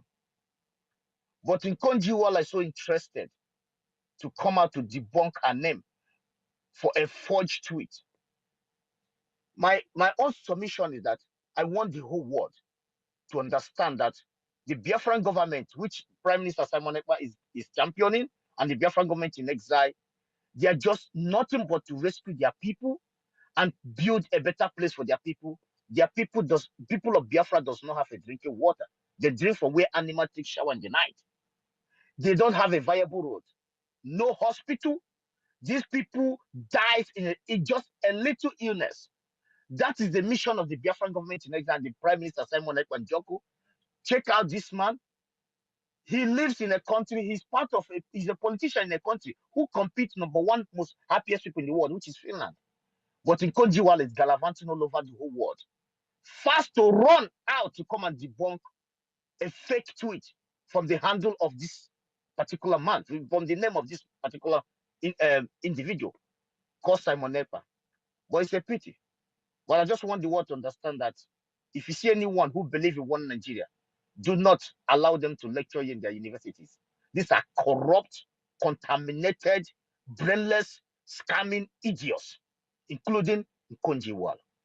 Thank you, my Minister of Information and my brothers and sisters. We must put all the hands on the decks to rescue our people. It's a rescue mission and the restoration of the state of Biafra, and give our people a better life. Those professionals that you all have developed many countries of the world, your revenues have been flooding all over the world. We have to take it home. And if you don't recognize our government, do not forget that your government, your beautiful countries of the world today, my dad have never recognized. My dad, you didn't ask my dad before you declare your own nations. We must do the needful. This is Biafran people. Thank you so much. Thank you, thank you, thank you. And for those of you listening to us for the very first time, understand that the war aim of this Biafran government is to defend and to protect our people from being slaughtered. It's all about survival, self-determination, and self-preservation, and for us not to watch our babies, women, and children die in the hands of our terrorists who has come all the way from the far north and in the Sahel. And if anyone is doubting how far the Biafran government is doing and what they have succeeded in doing, you can go and measure up the might of how far we have preserved our people and defended Biafran women and children from being slaughtered on a daily basis. Make comparisons to what you see from Zamfara, Sokoto, Benue, Niger, Kano, Kaduna, Abuja, and every part of one Nigeria, where women and children are slaughtered on a daily basis, and you can see them in body bags. We salute all of you as we continue. Stanley, over to you. Thank you very much. Greetings to you, Honorable Sonny. Greetings to you, Honorable Sir Raphael. Greetings to every Honorable in the House, and greetings to all fellow Biafrans. Thank you for this wonderful opportunity. Fellow Biafrans, the time is now, if you ask me. The declaration is already around the corner. And from this very moment onwards, I don't think it's going to be any funny any longer. Though we've been at war before now, but the intensity will be much higher this moment because we are closing in to our liberation date. But the question is, how ready are you? How ready are you of what is to come? How prepared is your mind for the type of propaganda that will still befall this struggle? Because I don't believe in underestimating the power of the enemy. It is very dangerous to underestimate your enemy. It is always good to expect the worst. It will keep you prepared. How are you preparing? How prepared are you? For me, I trust our minister, Simon Ekpa. I trust the media team. I trust every minister that is working with Simon Ekpa, or our honorables. But I'm talking to fellow Biafrans like me. How prepared are you? How ready are you? What if you woke up tomorrow morning and you jam a greater propaganda worse than the one of Ngozi Okonjo-Iweala? How would you handle it? What if worse comes to worse? What would you do? What role would you play? What contributions would you make? Have you ever thought of that? None of us have, because most of us are relaxed. But we should also think of the worst case scenario to prepare ourselves. Our Prime Minister, Simon Ekpa, thank him very much. I appreciate him. I also appreciate Mazi Nnamdi Kanu for throwing light into about the plans of Nigeria to Islamize the whole Nigeria. And now it's happening. But that's not the point, because we are already on our way to liberation. The most important thing is we as the people, how prepared are we? Because I think our Prime Minister Simon Ekpa is doing a lot for us already. He's shouldering everything. He's weathering the storm already. And we are relaxing, chilling. And we are getting soft. We need to get hard for what is to come. We really need to sit up for what is to come. We really need to be ready for what is to come. For me, the propaganda about Okonjo-Iweala and RPM, I think it's a good advantage for us, in the sense that I will tell you with every assurance that if it had been another different Twitter handle that was used for that propaganda, for that Photoshop, Ngozi wouldn't have responded. If it were to be you, any of your handles that were used for that, she wouldn't have responded. Even if it were to be Reno Omokri, for example, she wouldn't have responded. She responded because of the person in question. Our Prime Minister is somebody that you can't just say you don't know he exists. So it is to our own advantage. It is publicity. He knows his stand. She knows our Prime Minister's stand, even though she keeps quiet. They are all one Nigeria believers, like, because of what they are getting. And that is applicable to most of these people holding different spaces in this platform X. Our people have to be mindful of the spaces we indulge. I came across a space today that is talking about that, calling someone a terrorist, calling even Nnamdi Kanu terrorist, calling that Nnamdi Kanu they should kill him there and all that, condemning everything concerning Nnamdi Kanu and our PM. Then I engaged one of them, and I'm like, why? He said, yeah, that Simon Ekpa is killing our people and destroying Igbo land. I asked him, do you have a proof? He said, can't I see it on his tweets? And I asked him, what is on his tweets? He said, all the people they killed that he used to post. I asked him, the people he used to post, are they civilians or Nigerian military? I asked him that question. He disappeared. That question is left unanswered till now. I just asked him, the people that our Prime Minister is posting, are they civilians or military? He couldn't answer me. He disappeared. So, and I knew most of you might have come across such challenge and questions to throw you off balance, to make you feel like PM is destroying Igbo land, is killing our people. Be smart enough to ask them to send you proof. Let's take, for example, the 150 people that were killed by Nigerian army, innocent Biafrans. The international community, the Amnesty International, the BBC, carried the news. It's online. You can see it on Google. It's an evidence that actually Nigerian army perpetrated such crimes against our people. But all this ones they are saying, Sawanetla is killing our people. Sawanetla is destroying Igbo land. Can they show you proof? Don't be intimidated by their attack. Ask them intelligent questions in return. They will vanish. Hold your ground. This freedom is for you. Nobody's going to do it for you. If you don't stand for yourself, nobody's going to stand for you. Because I'm standing for myself, and you have to stand for yourself. Don't let anybody talk your morale down.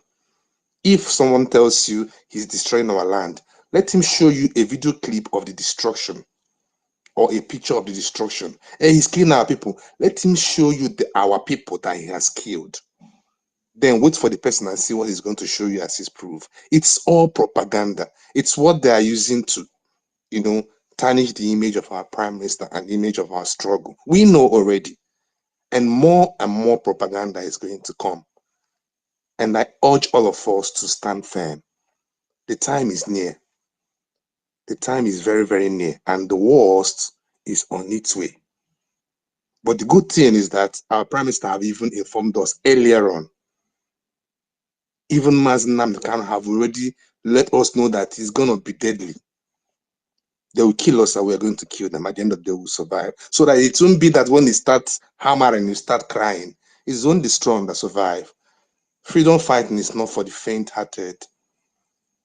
Now it's time for us to know who are warriors. It's not by ranting. Thank you. I'm a Biafran. Thank you. Thank you.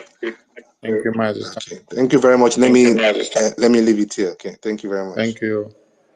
Please, everyone, when you're speaking, when you hear the bell means your time is up, so round up. When you hear the clapping, that means you have exceeded your time and you have to drop. Please, we go to Smile. Amu's here. Sorry, Smile. Nonso was here before you. Nonso, over to you. Please, let's stick to the time, 3 minutes. Nonso, are you there? Nonso, are you there? Yes, I'm here. Over to you. Over to you. All right. Thank you very much, my Honorable Minister of Information and my Honorable Minister 555 Diction. Greetings, each and every one of us that are here. So because of our time, I'll go straight to the point. Before I make my submission, I just have something I want to read out very clear so that at least Good evening.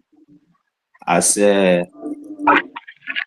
long that we are now in the era of propaganda, so for those that will continue to talk ill or say all manner of things they don't even know without even checking or finding out, I would like you to go straight to your Google or go to your Wikipedia. Now, who is Samuel Ekpa Njoku? Who is our Prime Minister? Ekpa Njoku was born 21 March 1985, generally known as Samuel Ekpa, a Finnish politician and Biafran political activist. In 2022, while in Finland, he declared the activation of the Biafran government in exile. And in 2023, he declared himself the Prime Minister of the Biafran government in exile by the voting and by the mandate of the people. Now,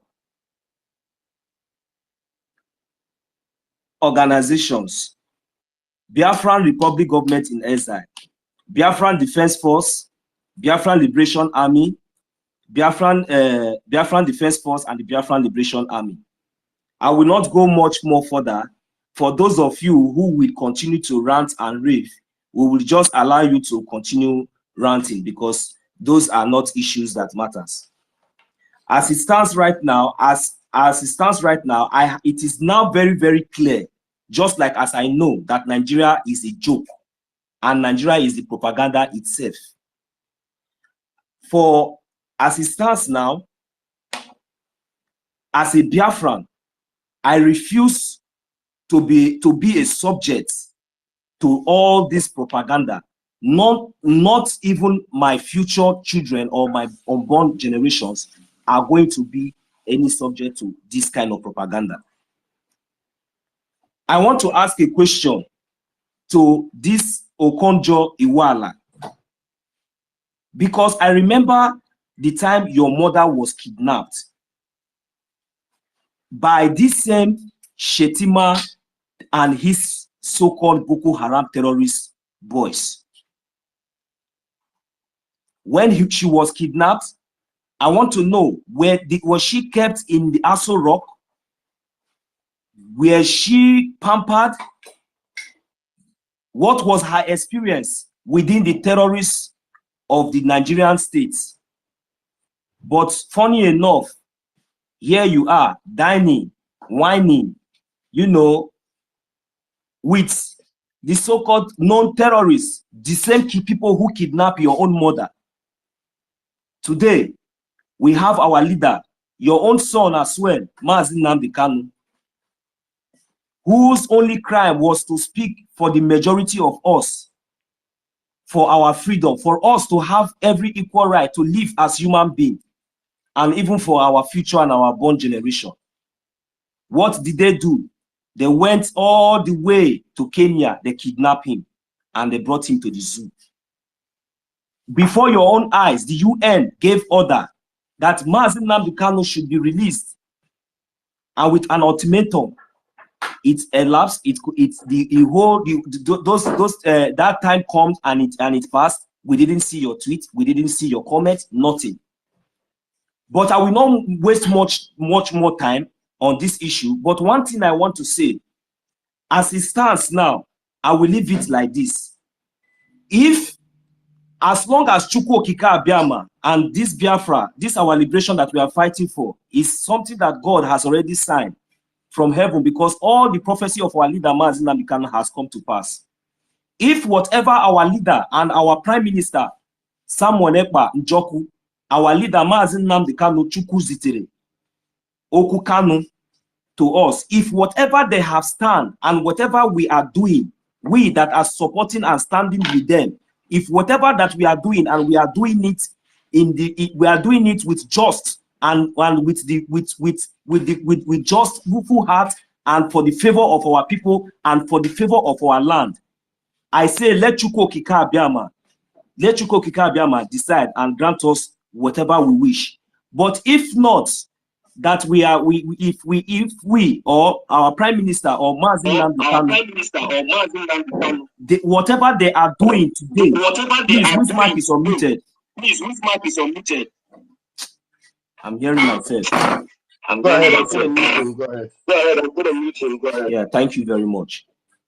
So what I'm saying is that as it stands now, because since all these people, they are now trying to play the role of their masters and to play ignorant. Since these people are trying to play ignorance, that they are not seeing what is going on, even when their own son has been kidnapped and nobody is speaking, and the only person who is doing the needful for the release of our leader Mazi Nnamdi Kanu, and they now turn back to say no, that person is not doing the needful. I say let Chukwu Okike Abiama judge.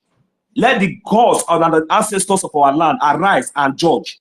It doesn't really matter whatever power, whatever position that you think you obtain today. But I am telling you that whosoever that his or her hand is clean and stand with justice and with truth, which our leader Mazi Nnamdi Kanu has told us, that he will use nothing but the truth to destroy the zoo. Your propaganda will never sell. I will yield my mic for now. Thank you very much.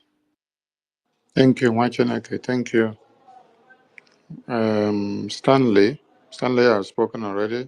Stanley, so you relinquish the mic for others to be able to come up. And Nonso also has spoken, so Smile, over to you. Yes, greetings everybody.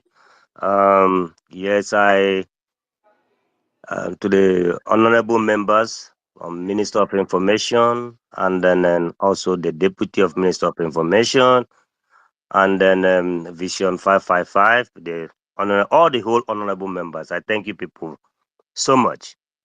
One thing that I am so much happy of what is happening and what is going on, because at the beginning, our leader Onyendu Mazen Namde Kalo reminded us and also tell us to be effective in the media, because media was one of the what they use to rob our fathers and those that started this battle ahead of us. Because of lack of media, so a lot of things went wrong and then wasn't um, you know partly against us. And then today, since the time Mazen Namde Kalo bring all of us start up this mission again, and then we'll be able to discover. And one of the things that then His Excellency Mazi Simon Ekpa was in the area of media. If and every one of us can remember how he started through media, and since then we can see the changes and the great things that is happening. So what happened through from Dr. Ngozi Okonjo-Iweala are the people that concord those nonsense and then dish it out, thought that they were dishing out hate. They were demonstrating their hate, their shame, and their humiliation.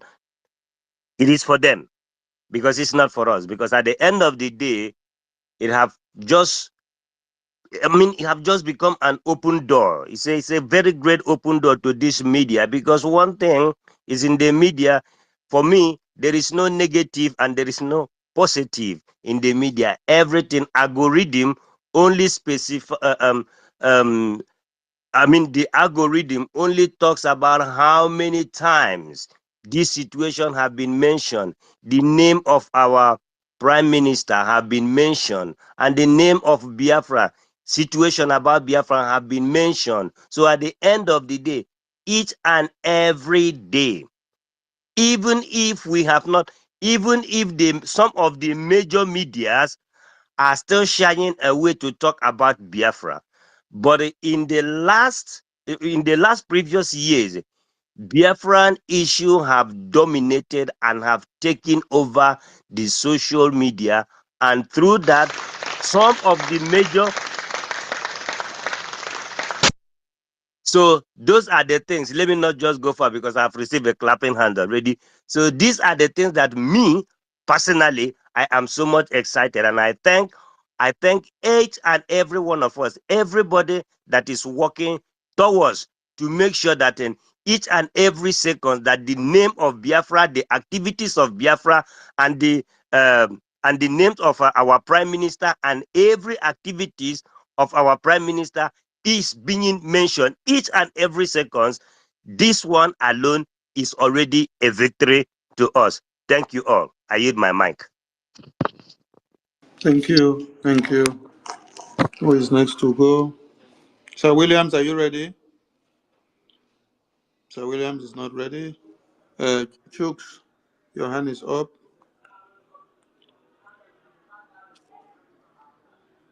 Chooks Gomez, your hand is up. Not ready. Okay, United States of Biafra, over to you. United States of Biafra, Uh, over to you. yes, my able information minister, I greet you.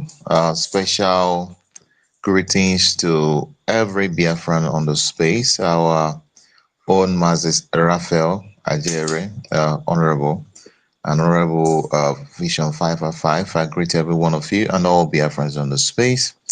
Special accolades to our Prime Minister and a very special love to our leader, Mazen Namdekano, and all our defense forces who are protecting our land, putting one or two together and putting two on two, 3 on 3, 4 on 4, 5 on 5.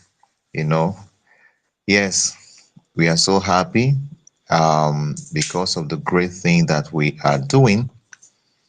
Just like one of the great man said something. He said that in the first, they are going to ignore you when you start. And after they ignore you, then they are going to laugh at you. Then after they laugh at you, then they're going to fight you. And after they fight you, then you're going to win. And that is exactly the story of our Prime Minister, the story of the Biafra government. He started from a young man who was broadcasting on the internet, just like our leader started broadcasting on the internet with radio. And then he was broadcasting, and they said he named most of the theme of his broadcast was changing the narrative of yesterday. So, and that narrative of yesterday is what will continue to change. And he has actually succeeded. It came a point that our leader was kidnapped.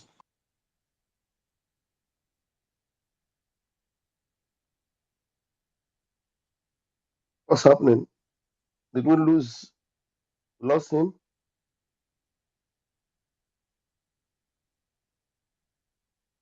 We lost him. Am I the only one that cannot hear? We are not hearing him. Oh. Okay, we lost him. All right, and I think Madison is having a challenge with the network. All right, we'll give you the microphone. I Adanjuo Ebere, please grab the mic. Adanjuo Ebere, please. Adanjuo Ebere, can you please unmute yourself? I think even him, Adanjuo Ebere, has been kicked out. We have Ifai.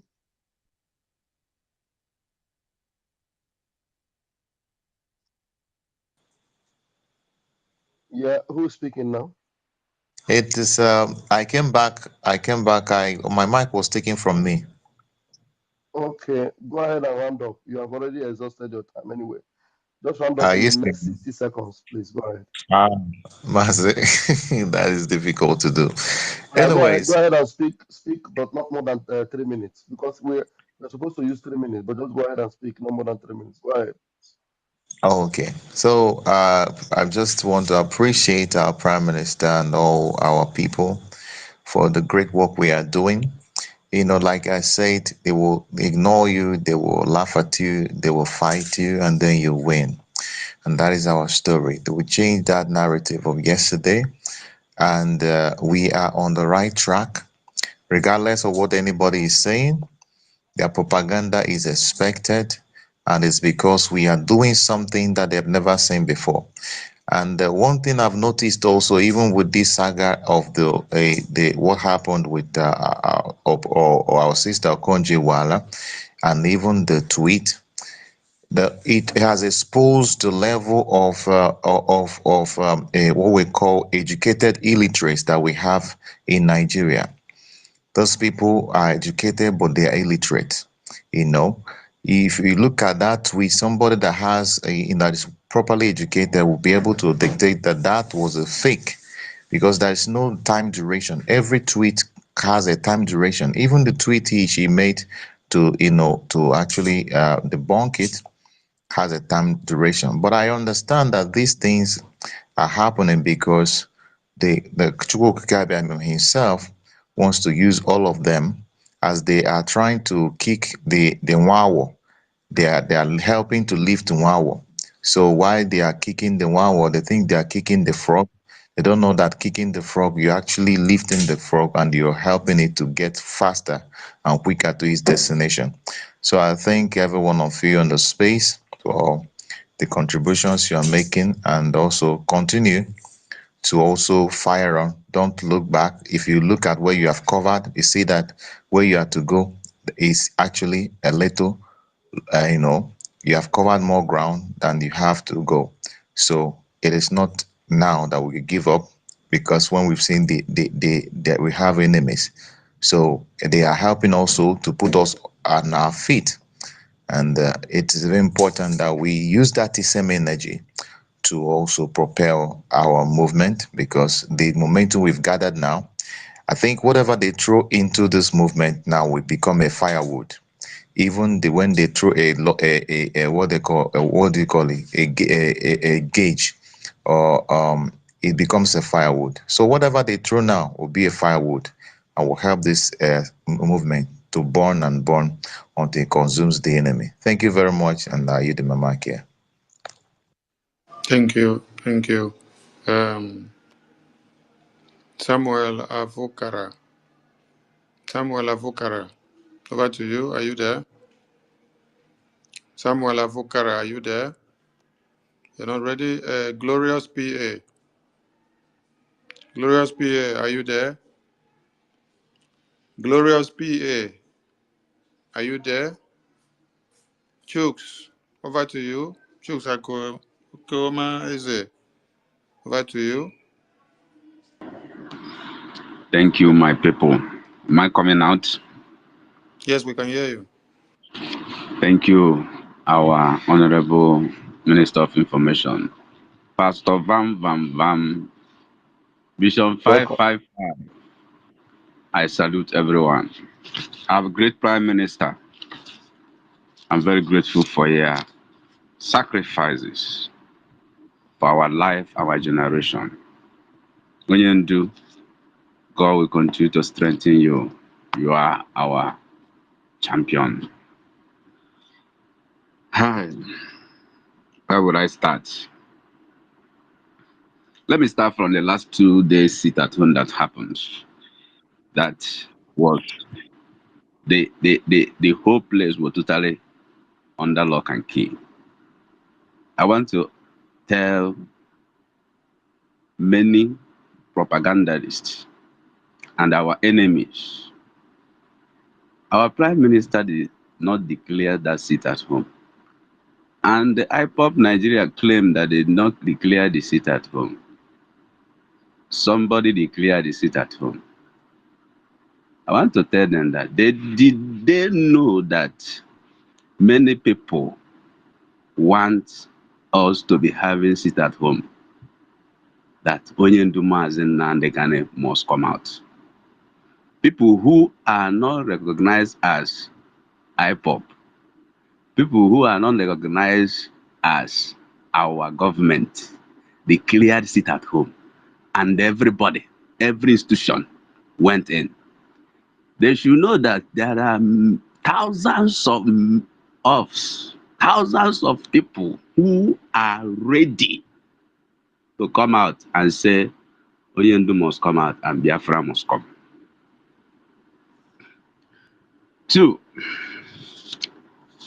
I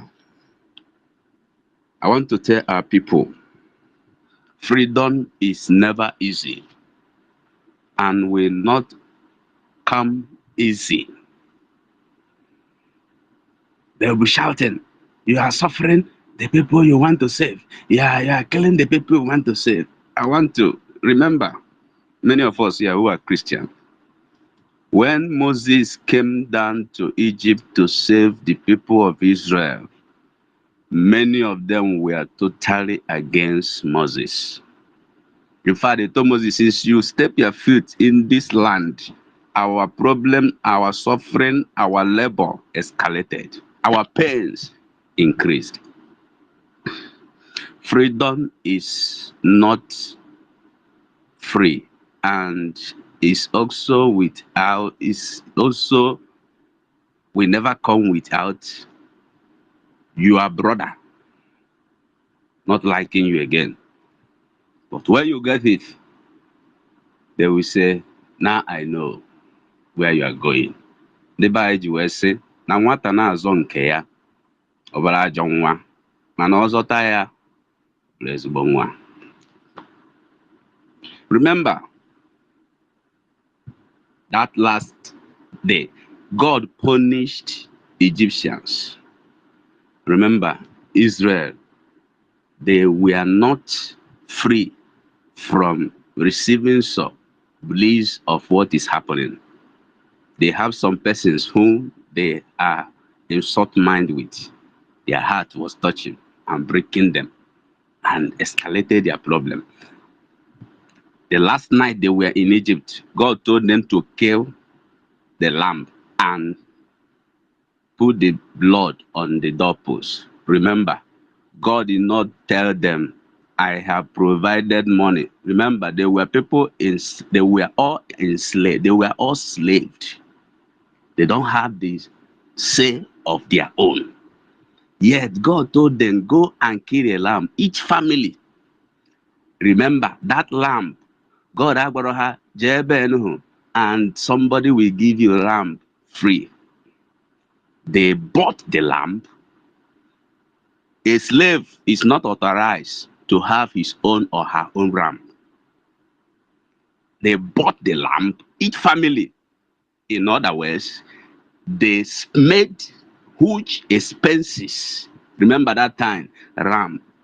You know what a lamb is now in our own time, even though it's not much in sacrifice, but it's still in high cost. Every family did expenses for them to put a blood on their doorpost and to make the feast in the night.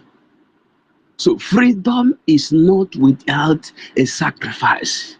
It's not without a disturbance. It's not without pains. Many of us, we are Christians.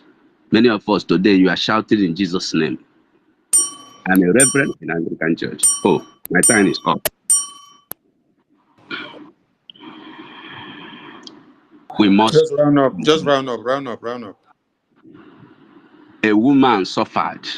Joseph suffered. Virgin Mary suffered. And today, many of us shouting in Jesus' name. We must sacrifice spiritually, physically, financially to get our freedom. And God has given us men who are in war front to do it. And it's for us to fund the assignment. It's might urgently. And God bless us. And bless us in Jesus' name. Amen. Thank you so much. Thank you so much, Wachinake. We go to Chibuike. Chibuike Biafra, over to you. Okay. Chibuike Good evening Biafra, from grab the here. mic. Please, am I coming out? Yes, we can hear you. Right on, please. Okay. Good evening, Honorable Minister Information and Deputy Minister and Honorables 555 with other ministers in the house. I greet everyone. Today the topic is saying emergency break media press. They say more propaganda ahead. We are in the last days, and they said whenever the days will become more tougher, the struggle or the liberation will become more tougher, more arrows and everything will be coming on. So Biafrans are standing still. Our leader Mazi Nnamdi Kanu, I greet our leader to Mazi Nnamdi Kanu wherever he is. Okike will continue to hold him strength because he is one of the bedrock of this our freedom. And our Prime Minister, the man himself that decided to stand out to end all this rubbish that have been going on for more than 100 years now. So, Biafrans, we must be ready for more propaganda that will be coming. Our Prime Minister said that, I think last month, he said, wait for the propaganda that will come. More propaganda, and we will get even more delicate one from next month. But we must be ready. Our leader, Mazi Nnamdi Kanu, has prepared us. It took for many years to prepare us when he was saying that we must be mentally ready This is the time he's saying all these things. He has prepared us already. And it's not time for us to stand and see to the end.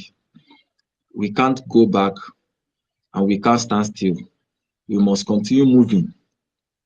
And for those of us who are still wondering whether this thing we are doing is real or joke, my brother, wake up. Wake up and join the moving train. It's either you are in or you are out. Then stay outside and watch us to get this freedom. The declaration of Biafra, independent state of Biafra, will happen next month, 2nd December. We must see to the end because Nigerian government are not resting. So we too, we are not resting too. A lot of propaganda will come in. A lot of things will happen, but we must stand still. No matter the kind of news that will be breaking out from right now going, we must be mentally ready. Let no one lose his mind because of what is coming to happen. You know, these things will happen because the enemies does not want us to get this freedom. Because remember, we are fighting, we are dealing with internal powers and external ones. So they are putting in everything. They have seen that the freedom is coming. There is no way they can stop it. The only way they can stop it is to put confusion in your mind and for you not to move forward, which they have failed, and they have failed woefully. So we are all encouraging our brothers, our sisters, Biafran all over the world, those of us in homeland, whatever you are doing, stand still. We know things are hard. Yes, things are hard, but it's the sacrifice that we are saying. Yes, it is very hard. We understand you. But that hope or that belief that there is Biafra, that should quicken our mind. And for the effort who our ancestors has put in from 1967 till now, we can't put them in veil. The blood that have been shed because of Biafra, we can't put them in veil. We must stand still, put our eye on the rising sun, because freedom is the real thing. The biggest propaganda will come. There are some news that will break out that can deviate your heart or deviate your mind. You must not fall for it. You must stand still because of this freedom is coming. I really appreciate those that have stand. Yes, thank you. Those that are putting effort in funding, in preaching, in debunking, in pushing back every negative thing. We really appreciate you. We say keep on standing until freedom is finally achieved. Thank you so much. I rest my mind. Thank you, Machineke. Chinemerem, are you ready? Chinemerem, are you ready? I think I've been here for a long time. Ifeanyi Chukwu, take the mic. Yes, I'm ready. Okay, fine. Chinemerem, wait for Ifeanyi Chukwu. Ifeanyi Chukwu, go first. Oh, Minister of Information, good evening. Deputy Minister, good evening. Prime Minister, wherever he is, and all of you in the cabinet of Biafra government, I want to sincerely thank you all. I always like to listen to you people, and even with my wife, anytime you want to talk about Nigerian news before her ears, she will get agitated and ask me why telling me this. But if I tell him about the Biafra news team, she loves to listen very well because it's a good news coming from that side. We have not seen it this way. And that's why I'm thanking you people, because it's a new hope. There's no hope where we are living. So we're seeing a ray of hope coming from another side, like a stone cut from nowhere. So I'm very grateful for all that people are doing. Forget about their propaganda. Propaganda will come. It's just like a woman who is pregnant too for 9 months, coming to the point of delivery. There's need of energy, a great strength to deliver. And at that point, pains will increase, sorrows will increase. But the woman, even in that sorrow, she's hopeful. She's very hopeful that something good will come out from this sorrow. So that is how I'm seeing the whole thing. All this propaganda is a sign of defeat of the opposers, the oppressors, the enemies. Because if they had known what to do to stop the move and what is coming, they would have stopped it. But because they have tried all their best, they couldn't do anything. So they resort to propaganda, meaning that they don't know anything. Propaganda is just like silly, it's just like a common, just like abuses as silly, tweeting the truth, tweeting the truth, turning it upside down, because it's just like somebody, you want to fight somebody and that person beat you so that you are now tired. Now you're now saying, come and beat me again. Come and beat me again. Iroki Sigede, Isi Okporoko, Isi Ako Ibo, idiot. That person is just expressing a kind of a sign of defeat that he can't do much again. So at that point, and I'm trusting God that He will help our Prime Minister. It's not easy to face this monster called Nigeria. And the worst of it is your people, when you want to save, then don't even understand you. Also fight, also joining the enemy to fight you, leaving the main thing. You see, I call this thing reaction. Action of 100 years and the reaction of just 2 years. People are now bombarding the reaction. Their reaction is to save us. The action had been there. The action from Nigeria against us, the action from Nigeria state against Igbos, against Biafrans. I watched where our women were killed. I watched the Abagana massacre. How soldiers were killed, Nigerian soldiers, and all of that. I watched how our people were starved to death, children. Oh my God! You see, all these things removed from our history. I'm also suggesting, Minister. I know that maybe people must have known that when Biafra comes, history will be number one in the curriculum of our education.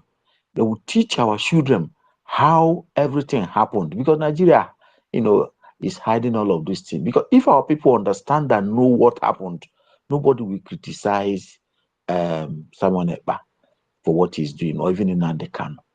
So I want to thank you, people. I want to say thank you very much. Propaganda will not push some of us that are listening and knowing what is happening. Unfortunately, many of our people are not on Twitter.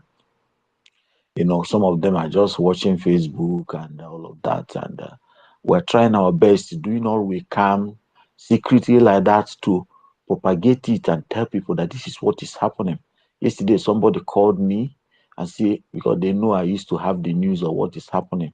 He said, what is happening? I told him, he said, okay, will call me again to know the trend. That he always loved to know the trend. He's an elderly man who experienced the Biafra war and all of that. So he's always eager to live and see Biafra come. So thank you very much, and God bless you all. I want to also bring this information to your notice. There's one guy called Harry, a capital H, Harry, Harry, always criticizing Prime Minister. Is now on space, on X space right now.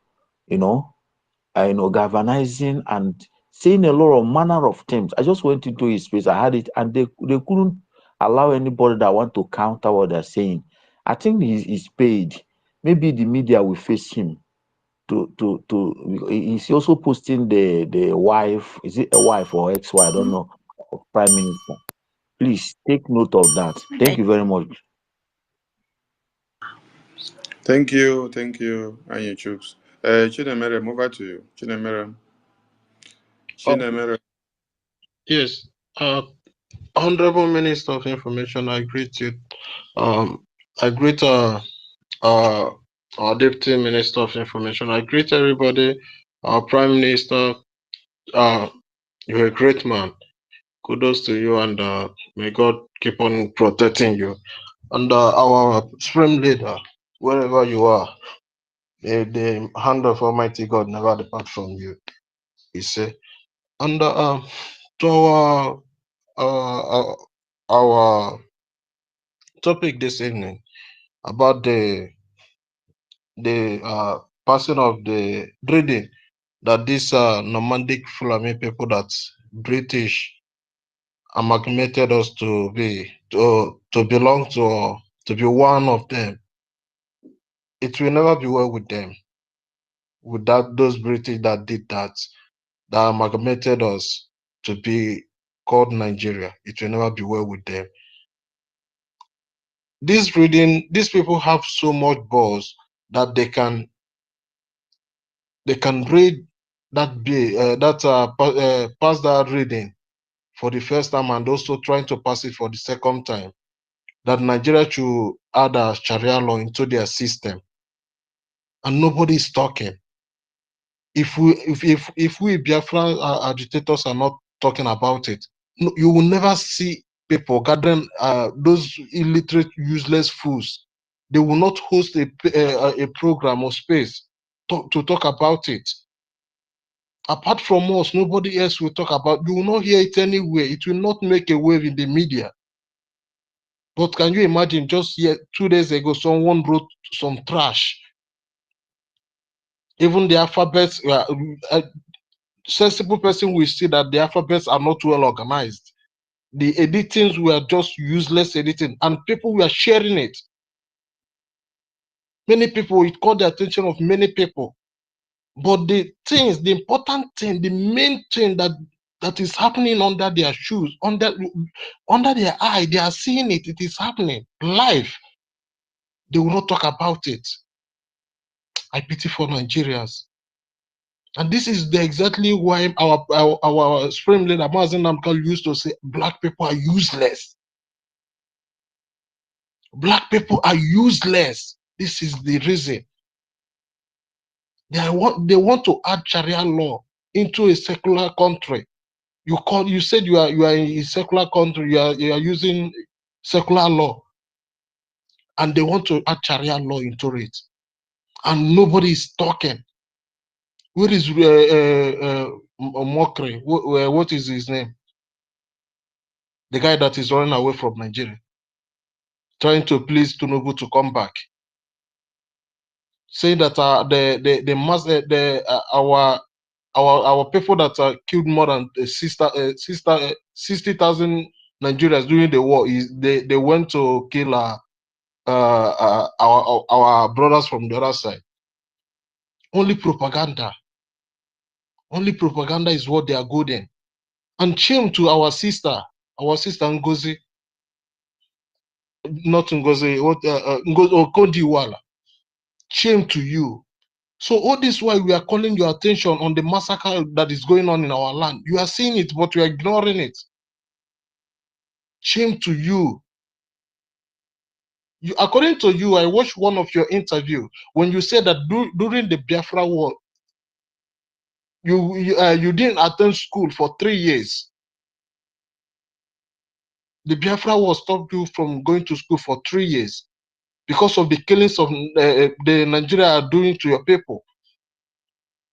You mentioned some of your siblings that died during the war, and today the same thing is happening, more than what happened that time, and yet you are mute. And thanks to you, thanks to all of us here, especially our honorable media director, minister. Thank you so much. Thank you to our prime minister, because this thing that happened now have shown us that every tweet that we are all making, they are all seeing it. But because of their long throat towards money, because they cannot stand on what is right, they choose to ignore it. But these fake news have now brought them all out.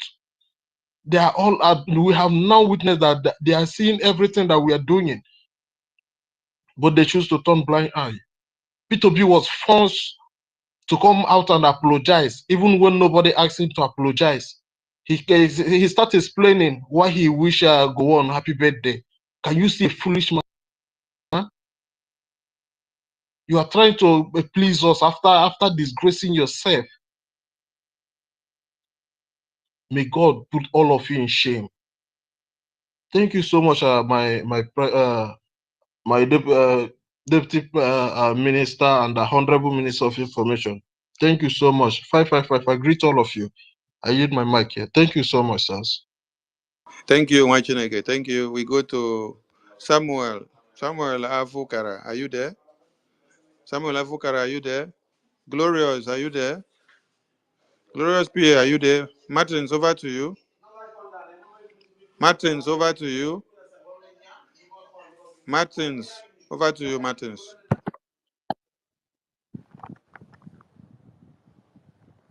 Yeah, good evening, all. Good evening. I thank you all for your good Is work you Martins are speaking? I doing. can't hear him. Can anyone hear Martins? Can anyone hear Martins, Yes, please? Those on the speaker, can you hear Martins? He's speaking? All right, yes, when he's done, here. you let me know because I can't hear him. I thank you all, Honorable Prime Minister. I thank you, Mazi Simon Ekpa. I thank you, Minister of Information. I thank you, Mr. Van Van Van. I thank you, 55 Vision. I thank you all for your work you are doing. You are doing a marvelous work. May Chukwu Kabiama guide you all and protect. I want to let you know that we are together and we are not running away from Nigeria. We are going to get what we want because that is our desire.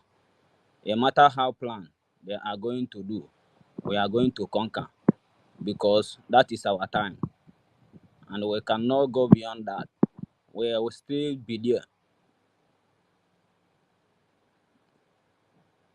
Am I coming out? Yes, you are coming out. Okay. Thank you all for your good work we are doing.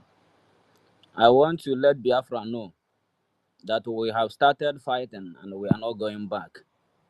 We are going to and sustain ourselves because we are not going to stay in Nigeria. Nigeria is a zoo country.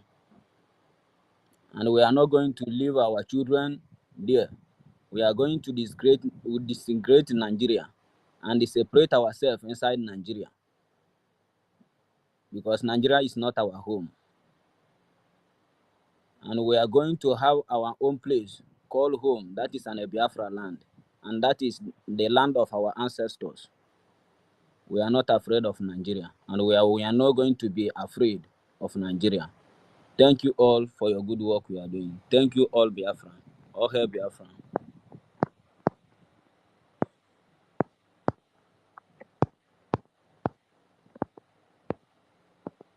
Yeah, well, Madison, he is finished. Okay, thank you. Who goes next? Biafra is here. Over to you. Biafra is here. Over to you. Are you there? Biafra is here. Are you there? Not ready. GD over to you. Thank you so much, and good morning from here, the house. Thank you so much, our Minister of Information, Media and Communication, the Honorable Sonny Aparawa. Good morning from here. And our co-host, 555 Vision, and our brother, Rafael Shiamaka Ejeria, Van Van Van. I greet each and everyone from here.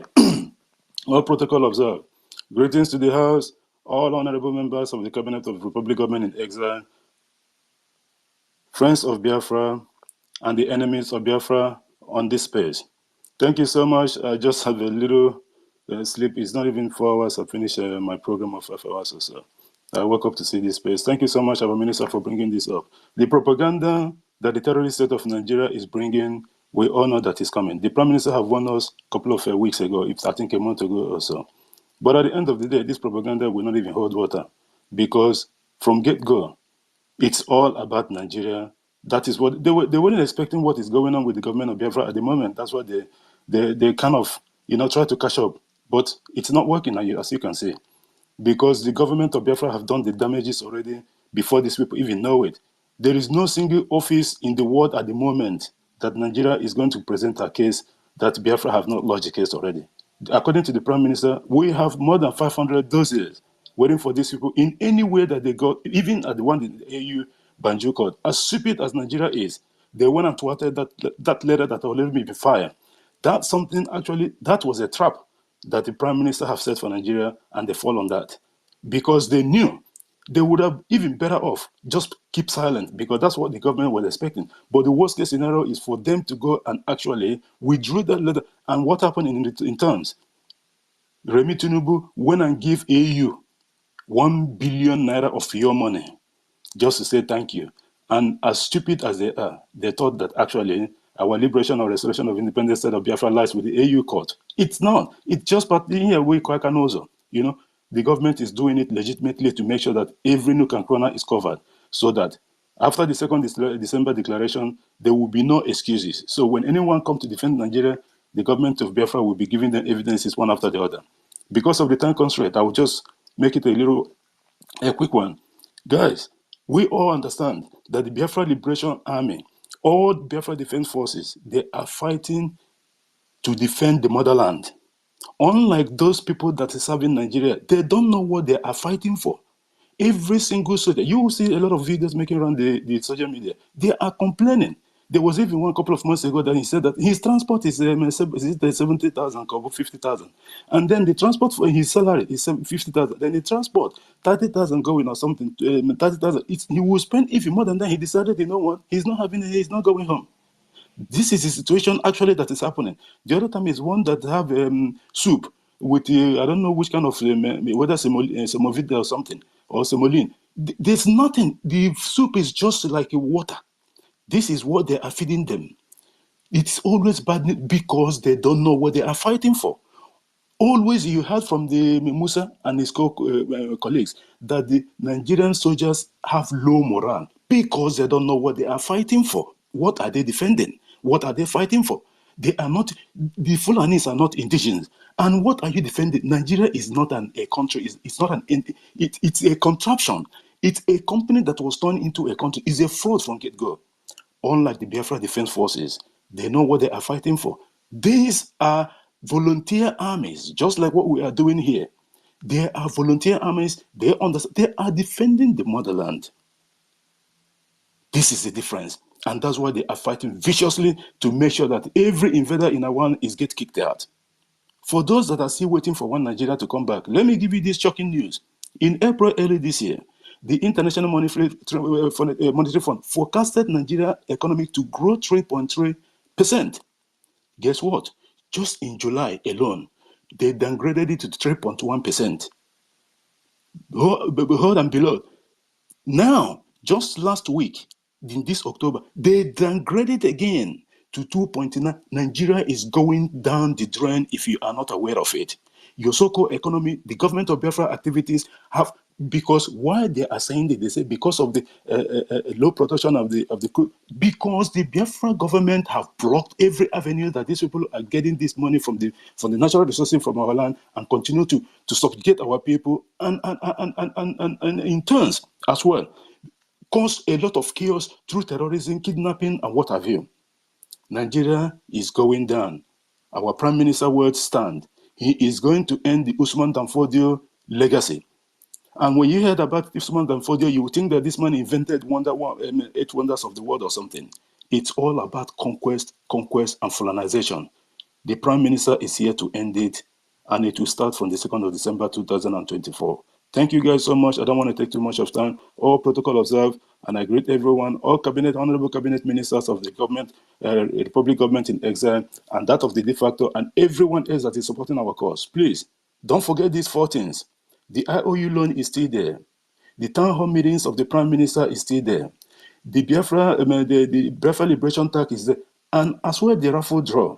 It's very, very important. Every single Gemma goes towards the liberation of this Biafra that you also love.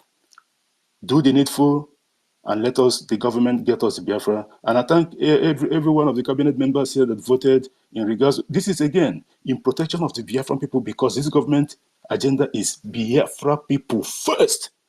Unlike the terrorist state of Nigeria, you can go check it out yourself. Thank you guys so much, and I yield the mic from here.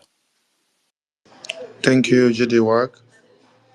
Glorious, are you there? Samuel, are you there?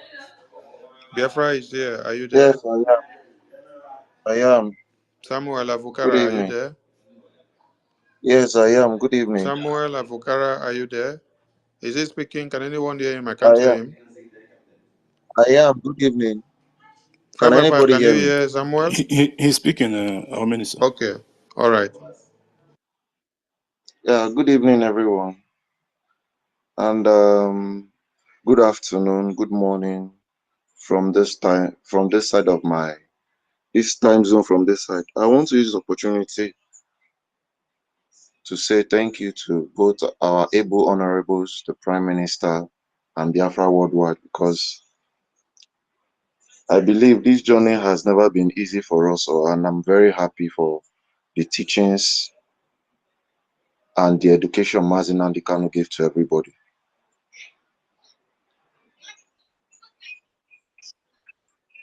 So my prayer goes to everyone that as long as everybody stands on the path of truth, we will definitely conquer. They might try as much as propaganda to all of us, but I believe as long as we stand on those truths, we will surely scale through. December declaration is sacrosanct. No matter what they do, there's nothing they can do. They've all lost. They have all lost. And there's one thing that I'm so happy about is the bill that was passed yesterday that I saw concerning the release of Mazina Nikano and every other Biafrans in detention. Honestly, I don't know. I've been waiting to hear that for a very long time. So when I heard the news yesterday, I was so happy, and that made my day yesterday. And once again, I will say kudos to our able cabinet members, our government, and the Prime Minister. I hear the mic. Thank you. Good night from here. Thank you. Thank you, Mazi Samuel. Thank you. Aidanjo Ebere. Aidanjo Ebere, are you there? Aidanjo Ebere, are you there? Aidanjo Ebere, are you there? No mandatory vaccine, are you there? No mandatory vaccine, are you there? Yes, I'm here, Over to you. honorable member. Thank you so much. There we go. All protocols observed, members of the House. I'm actually racing against time, but all protocol is observed. We are seeing everything you're doing from the streets of New York. We want to appreciate you guys. We have actually been listening on the corner and be supporting, but each time, once in a while like this, we come out to let our people know. And we have no other place to be than to be among our learned brothers here. Because you all here are the distinguished people who are carving out history. The world is taking note. We all must realize what Ojukwu went through, and we must not allow it to happen to Nnamdi Kanu. Neither must we allow it to happen to Simon Ekpa. And this is why I give every one of you kudos. And to the men on ground, I give every one of you a heavy kudos. We must know that this same tactics was employed by the criminal ruling elites in the British Parliament, because we have made to understand that each time we take our grievances against the British, it is not against the British people, but each time these people come to rulership, just like the corrupt Nigerian politicians, they intend to know that, oh, okay, so oil companies can even send money to our account as a white man. So they are in support of the criminality going on. So what am I saying, my brothers? These same criminal journalists, who are original prisoners in Europe, are employed to act as journalists, and they went into Sao Tome during the war. These people pretended to be in the hotel where the German pilots helping us, volunteer pilots from the US assisting us, Finland pilots from Finland assisting us, assisting the Biafran forces to bring in food and relief materials. These men, these prisoners, these British prisoners acting like journalists, when they are the one gathering information and sending it straight to the British House. That is how they knew that, okay, under the cover of bringing in relief materials, our able and honorable leader, His Excellency Dim Odumegwemeka Ojukwu, the great warrior, was our pilots, our volunteer pilots were using it to bring in, catapult and knockout. You guys understand? These same people pretending as journalists, they are the one. This is why we have always wanted to get close to our leader. They will tell us, don't worry, everything is fine. The criminals we have here in the US, they will be telling us, don't worry, he is fine. We didn't know, we knew that we are plotting because we wanted, having been involved in international intelligence, we want to download some things to our leader that he should not trust anybody. Our leader was moving up with clean church mind. You don't need it during struggle, during war. That is why we are fully support of Simon Ekpa. These people are evil. These Nigerians are evil. We need to shut down the airport. Now, these journalists, we must be careful of journalists. Now, we should not, this is just the beginning. Imagine now the future. Let me fast forward 9 months in future. Now, we Biafrans, we see the future. Look at the news now. Breaking. Biafrans reject the arrival of United Nations forces. The same people, once they see that, oh, why are you people rejecting the United Nations forces? Oh, they're against United Nations. Oh, United Nations will kill us. It is a lie. The United Nations are the gangsters of these same ruling criminals. We should be careful for further propaganda. They are coming. And anytime, I use this opportunity to say, anytime any foreign forces land, we, the silent forces from everywhere, we will come in. From African countries, from abroad, we are coming in with our money. We will come in to fight this war once and for all. That is one. Two, anytime CNN, they will soon go in. Al Jazeera, they will soon come in. These are just individuals doing their using app to manipulate tweets. We should be ready for mainstream media, international media, which we are ready for them. That is why we will come out with our fire. Mad people everywhere. Thank you so much. I yield my mic. Thank you, Wachineke. We go to Wankwo. Wankwo, are you there?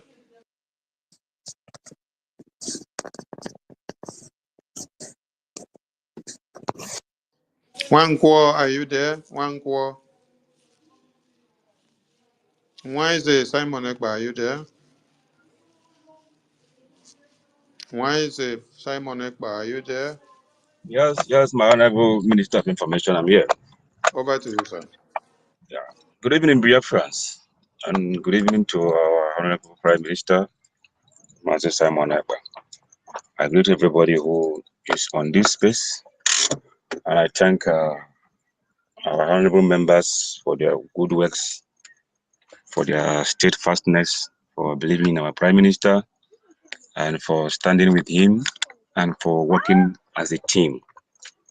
I've never seen any group of people from the so-called Eastern region that is as united as we are today. And all thanks to our Honorable Prime Minister. I want to speak on this issue of this forged or Photoshop tweet from unknown face.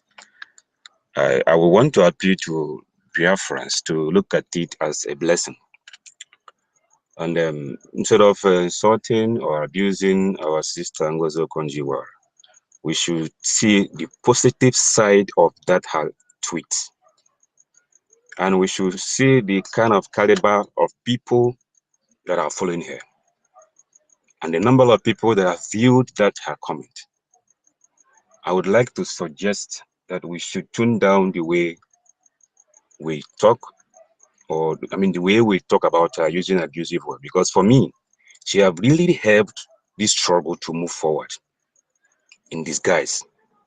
She may be thinking that she want to take herself out of what we are doing.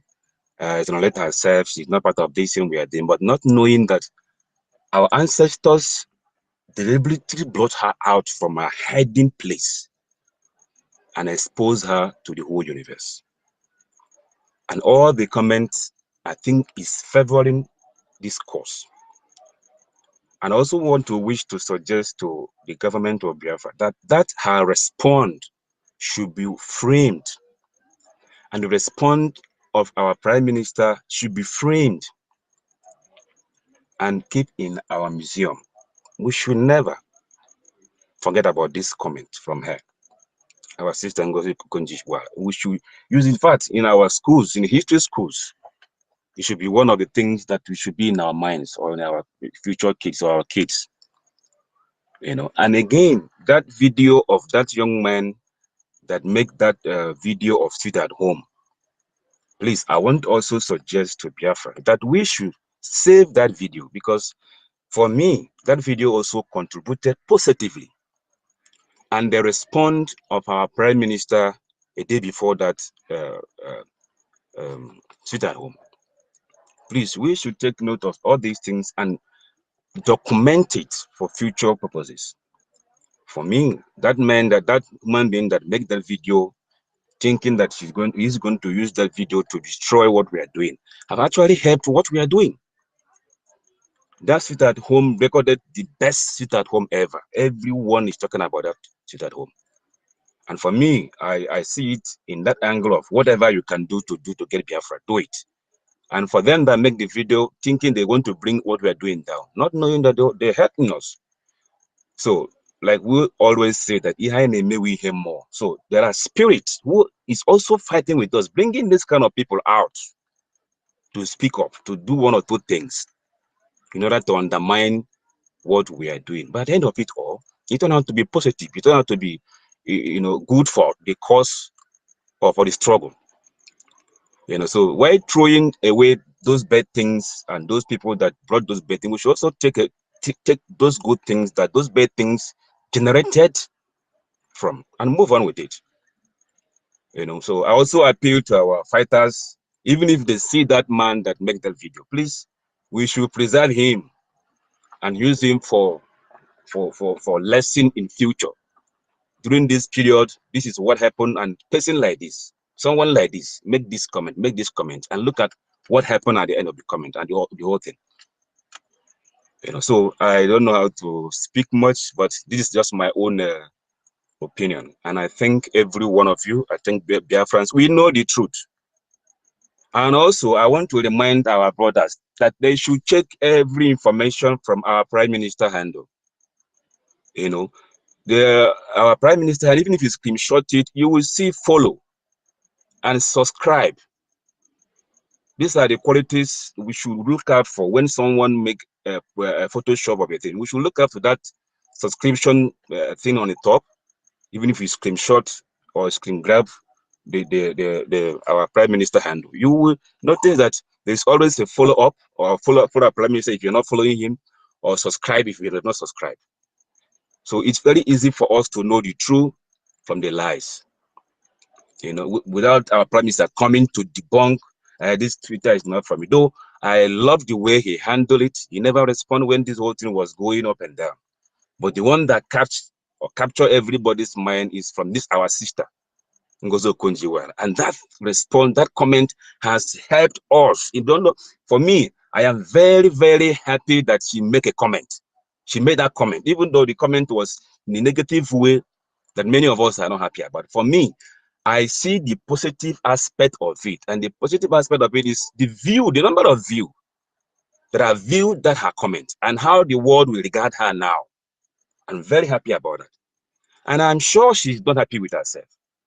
I'm sure wherever she is, her family or whoever knows her will tell her, hey, mama, you flop, you messed up.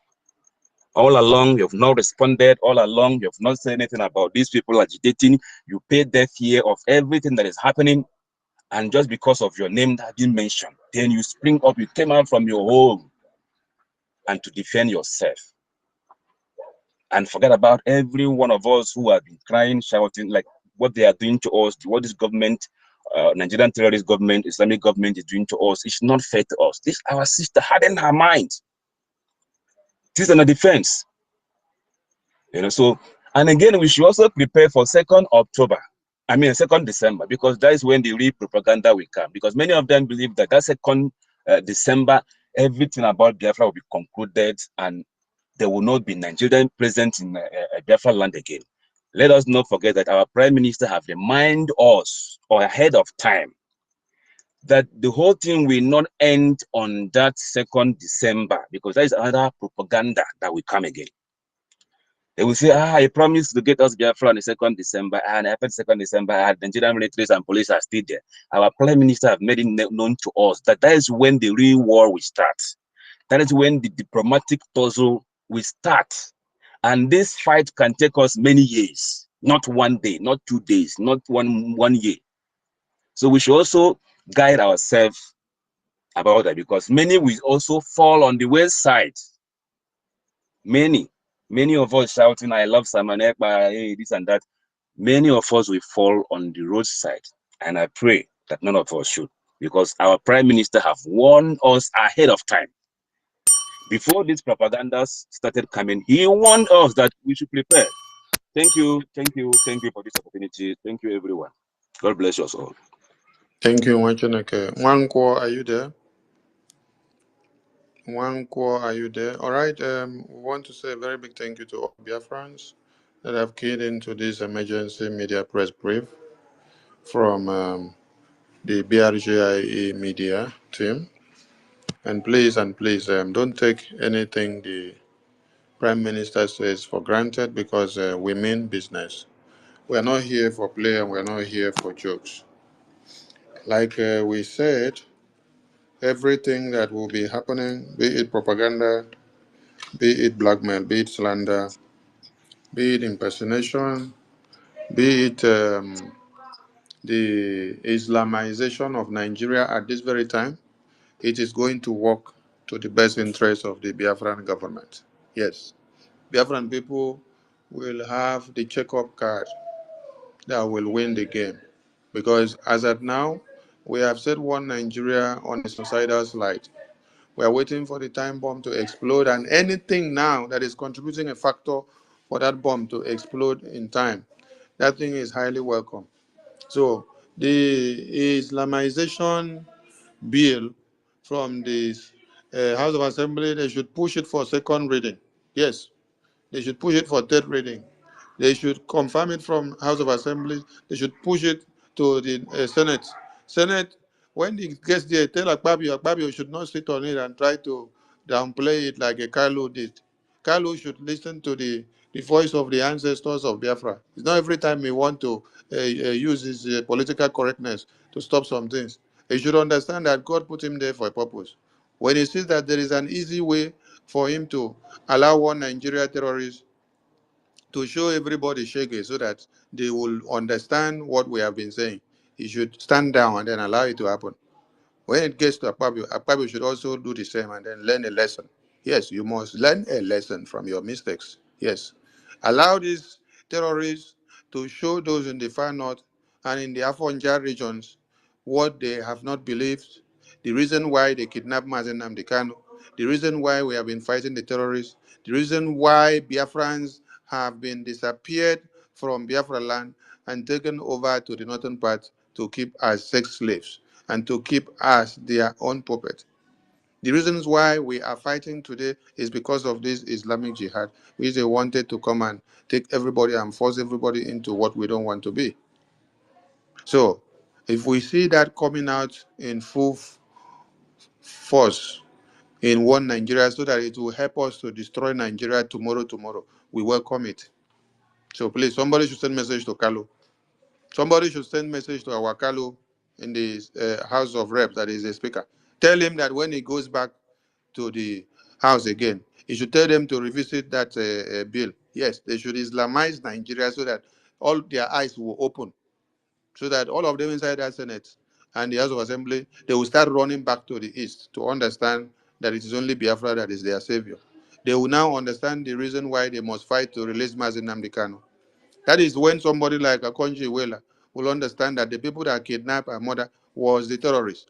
That is when she will understand that a mother does not ignore the children in the rain, does not abandon the children in the rain, abandon the children in the forest, while the lions are there to destroy the children. And then only when the lions are coming to her, she will now start shouting Amadioha.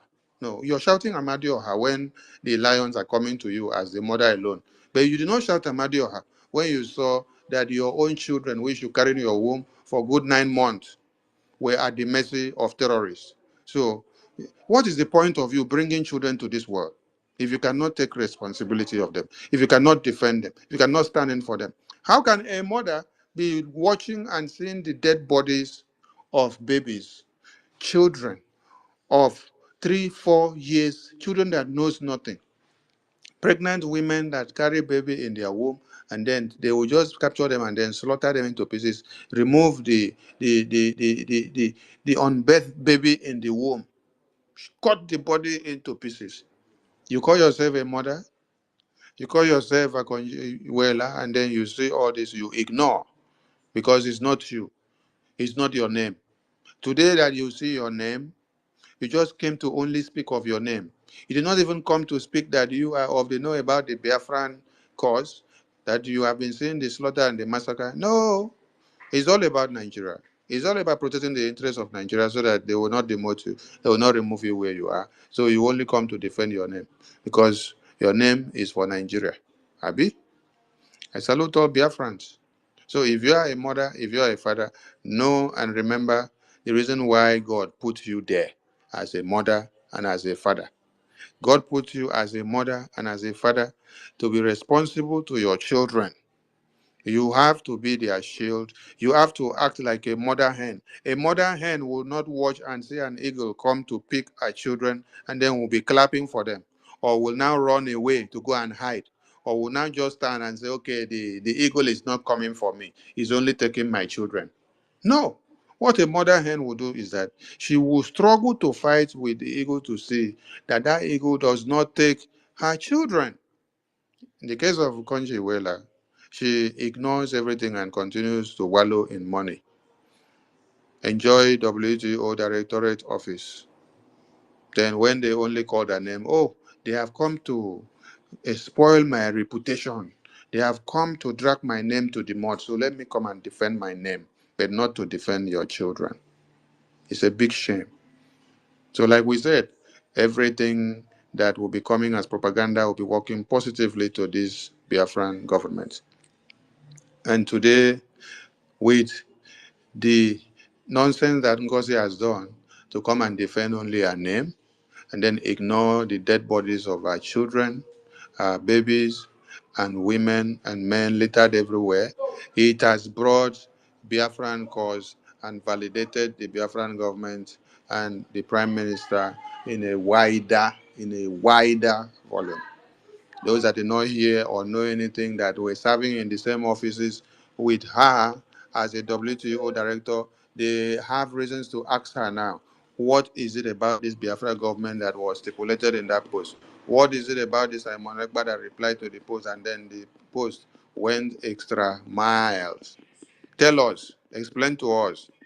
Let's see if she can be able to tell those people that there was a genocide exterminated of our own people by the country she represents today.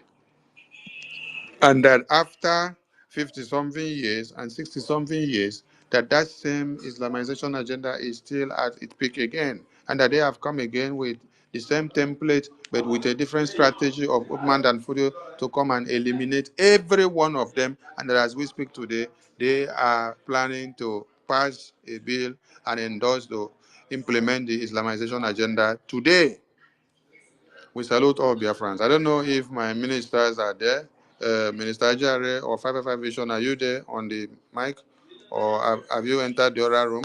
If you're there, just say some words to Biafrans as we call it a day. Please, if you have not spoken, bear with us. Tomorrow will be another day. The media will be at cock throughout this time till December 2nd. We wouldn't be sleeping. Thank you, my minister. Thank you, my able Minister of Communications. Thank you so much. And thank every Biafran that have joined us tonight. It's been a very long one and it's been worth it. Thank you so very much. My last word would be to those, especially those that are holding spaces, just to say we are insulting. They say we are insulting and we are fighting or attacking Dr. Ngozi Okonjo-Iweala. almost everybody I heard tonight and I've been listening to are actually calling her our sister, our sister, our sister Okonjo Ngozi Iweala. We have not insulted her. We have not said any bad thing about her. We only draw her attention to the needful that should be done, and we are not insulting her. If we are, we will not be inviting her to our forthcoming convention, which is actually the the center of attraction right now. So we are actually hoping that she will grab that opportunity to come and see for herself. We are not insulting at all. We are just calling her attention to the needful. Honestly, it's not that we are scared of insulting people. Those that come after us, we go after them.